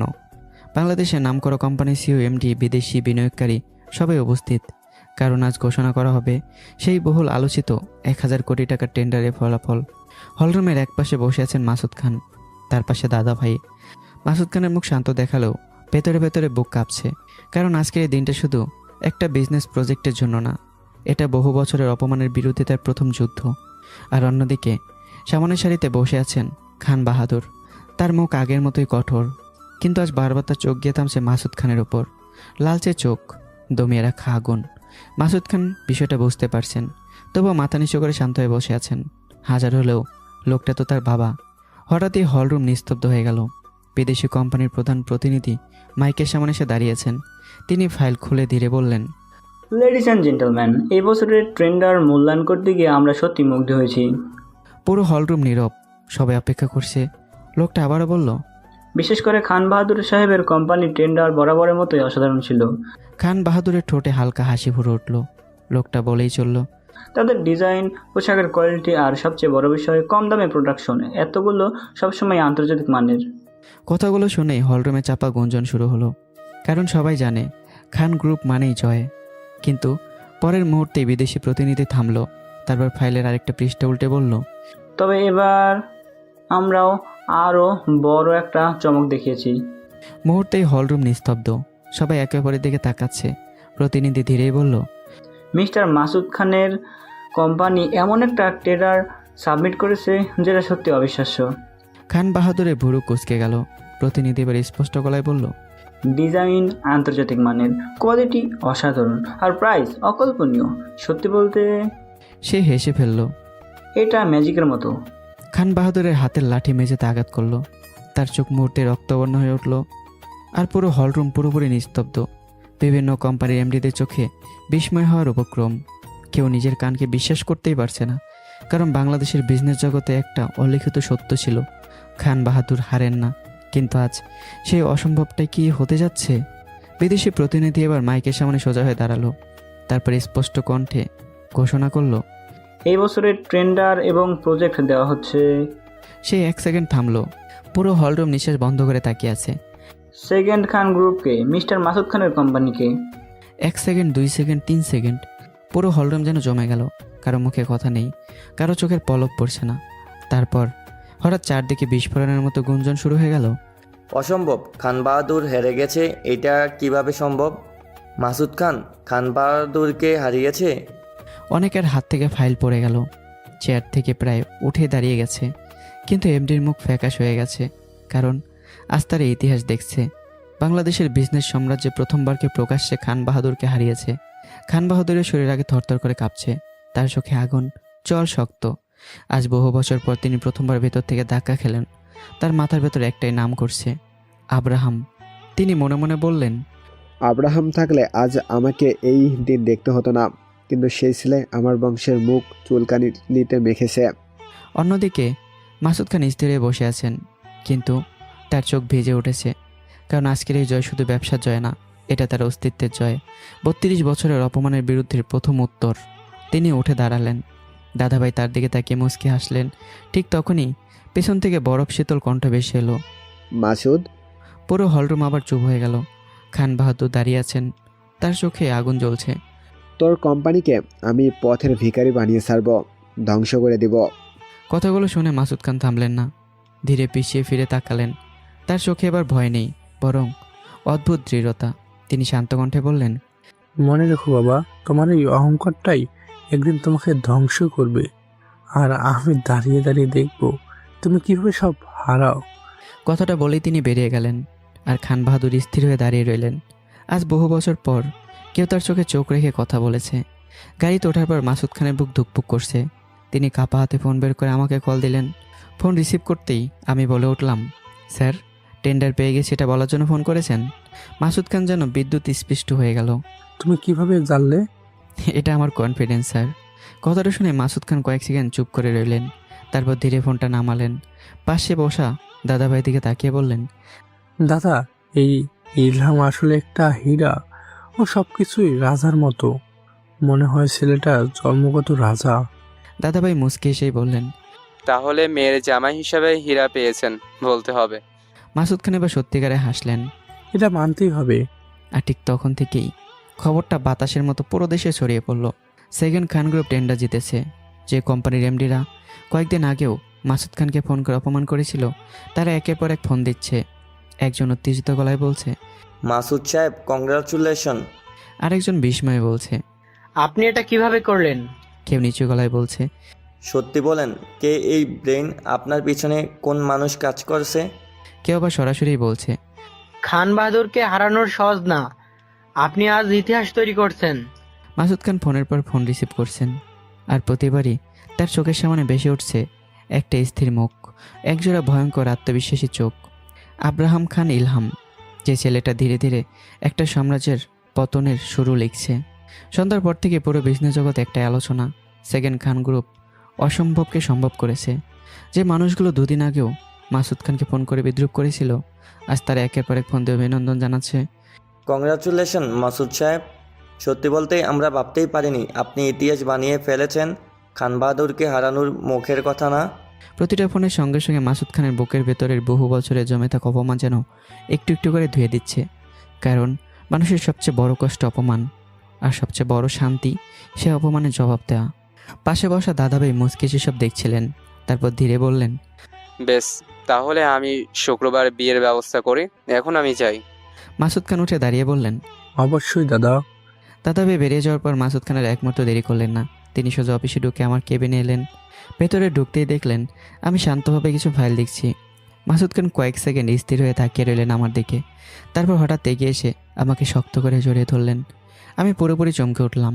আমার হাত থেমে গেল, চোখ বিস্ময়ে বড় হয়ে গেল, কিন্তু পর মুহূর্তেই বুঝতে পারলাম এটা মাসুদ খান। আর অদ্ভুতভাবে এই আলিঙ্গনটা আমার কাছে অপরিচিত লাগলো না, বরং মনে হলো অনেক বছর পর কেউ আমাকে ঠিক বাবার মতো করে জড়িয়ে ধরেছে। একটা অদ্ভুত উষ্ণতা বুকের ভেতর সরিয়ে পড়ল, যেটা আমি বহু বছর অনুভব করিনি। মাসুদ খানের চোখ ভেজা, তিনি ধীরে বললেন, ইলহাম, আমি তোমাকে কি বলে ধন্যবাদ দিব ভাষা খুঁজে পাচ্ছি না। স্যার, ধন্যবাদের কিছু নেই, এটা আমার দায়িত্ব ছিল, আর আমি শুধু নিজের দায়িত্ব পালন করেছি। কথাটা শুনে মাসুদ খান আবারও মুগ্ধ হয়ে গেলেন, কারণ এই ছেলেটার কাজ করে, তারপর কৃতিত্ব নিতে চায় না। আজকালকার পৃথিবীর এমন মানুষ খুব কমই জন্মায়। ঠিক তখনই মাসুদ খান পুরোপুরি অফিসে সবাইকে ডেকে পাঠালেন। কিছুক্ষণের মধ্যে পুরো স্টাফ কনফারেন্স রুমে জড়ো হলো। সবার চোখে উত্তেজনা, কৌতূহল, আর ম্যানেজারের মুখে স্পষ্ট অস্বস্তি। সে এখনো বিশ্বাস করতে পারছে না, কারণ এত চাল চালার পরেও কীভাবে এই টেন্ডারটা ফিরে পেলাম তার মাথায় কাজ করছে না। মনে হচ্ছে সব কিছু দুঃস্বপ্ন। মাসুদ খান সবার সামনে দাঁড়িয়ে গম্ভীর গলায় বললেন, আগামী 2 দিন অফিস বন্ধ। পুরো রুম অবাক হয়ে তাকিয়ে রইল। তারপর তিনি হেসে বললেন, সবাই পরিবার নিয়ে আনন্দ করুন, কারণ আমরা টেন্ডার জিতেছি। মুহূর্তের মধ্যে পুরো অফিস বিস্ফোরিত হয়ে গেল আনন্দে। কেউ চিৎকার করছে, কেউ হাততালি দিচ্ছে, কেউ অবিশ্বাস নিয়ে একে অপরের দিকে তাকিয়ে আছে, কারণ তারা এখনো বিশ্বাস করতে পারছে না তারা সত্যিই খান বাহাদুরকে হারিয়েছে। আর দূরে দাঁড়িয়ে ম্যানেজারের মুখে ধীরে ধীরে ফ্যাকাশ হয়ে যাচ্ছে। তার মাথার ভেতর একটাই প্রশ্ন, এই ছেলেটা আসলে কি? অন্যদিকে রাত, খান ভিলার ডাইনিং টেবিল, মাসুদ খান, আয়েশা খান আর মৌ খান একসাথে বসে আছে। আজ বহুদিন পর মাসুদ খানের মুখে শান্তির ছাপ। তিনি খাবারের মাঝে হঠাৎ বললেন, আগামী শুক্রবার তোর বিয়ে মা। মৌ হাত থামিয়ে তাকালো। তার চোখে কোনো লজ্জা নেই, কোনো আগ্রহ নেই, শুধু ক্লান্তি। সে ঠান্ডা গলায় বলল, ছেলে কত কোটি টাকা চেয়েছে বাবা? কথাটা শুনে আয়েশা খান কষ্ট পেলেন, আর মাসুদ খান কয়েক সেকেন্ড চুপ করে মেয়ের দিকে তাকিয়ে রইল। তারপর ধীরে বললেন, সব মানুষকে টাকা দিয়ে কেনা যায় না। মৌ বুড়োকুচকে তাকালো। আমি তাকে জিজ্ঞেস করেছিলাম তার কি চাই, সে বলেছে শুধু সম্মান দিলে হবে। কথাটা শুনে মৌয়ের টোরে তার ছেলের হাসি ফুটল, তার চোখে অস্পষ্ট অবিশ্বাস। সে ধীরে বলল, এই পৃথিবীতে এমন পুরুষও আছে নাকি? বাবা, তোমাদের খুশির জন্য আমি বিয়ে করছি, সে যেমনই হোক আমার কিচ্ছু যায় আসে না। তারপর নিচের দিকে তাকিয়ে ঠান্ডা কণ্ঠে বলল, কথাগুলো মুখে বললেও ভেতরে ভেতরে অন্য ঝড় বইছে মৌয়ের মনে। সে মনে মনে বলল, সব পুরুষ এক, সবাই সাগরের মতো। তার চোখের সামনে আবারও ভেসে উঠল সেই রাত, অপমান, লাঞ্ছনা, রক্ত, হারিয়ে যাওয়া সন্তান। মৌ ধীরে মুঠো বাঁধল, আর তার চোখে জমল চাপা অন্ধকার। যে মানুষটা আমাকে বিয়ে করবে আমি তার জীবন জাহান্নাম করে দিব। কারণ একটা ভাঙা মানুষ কখনো পুরো পৃথিবীকে বিশ্বাস করতে পারে না। এইদিকে অফিসে ইলহাম কি পারবে তার দাদুর সাম্রাজ্যকে ভেঙে তার অহংকারকে তছনছ করে দিতে? পারবে কি তার প্রতিশোধ নিতে? এটা জানতে হলে অবশ্যই এর পরের পর্বের জন্য অপেক্ষা করতে হবে। আজকের পর্বে এ পর্যন্তই, দেখা হচ্ছে আবার আগামীকাল। এ পর্যন্ত সবাই ভালো থাকবেন, সুস্থ থাকবেন, আর গল্পটা যদি ভালো লাগে একটা লাইক করে চ্যানেলটা সাবস্ক্রাইব করে দিয়ে যাবেন। দেখা হচ্ছে আবারও। আল্লাহ হাফিজ।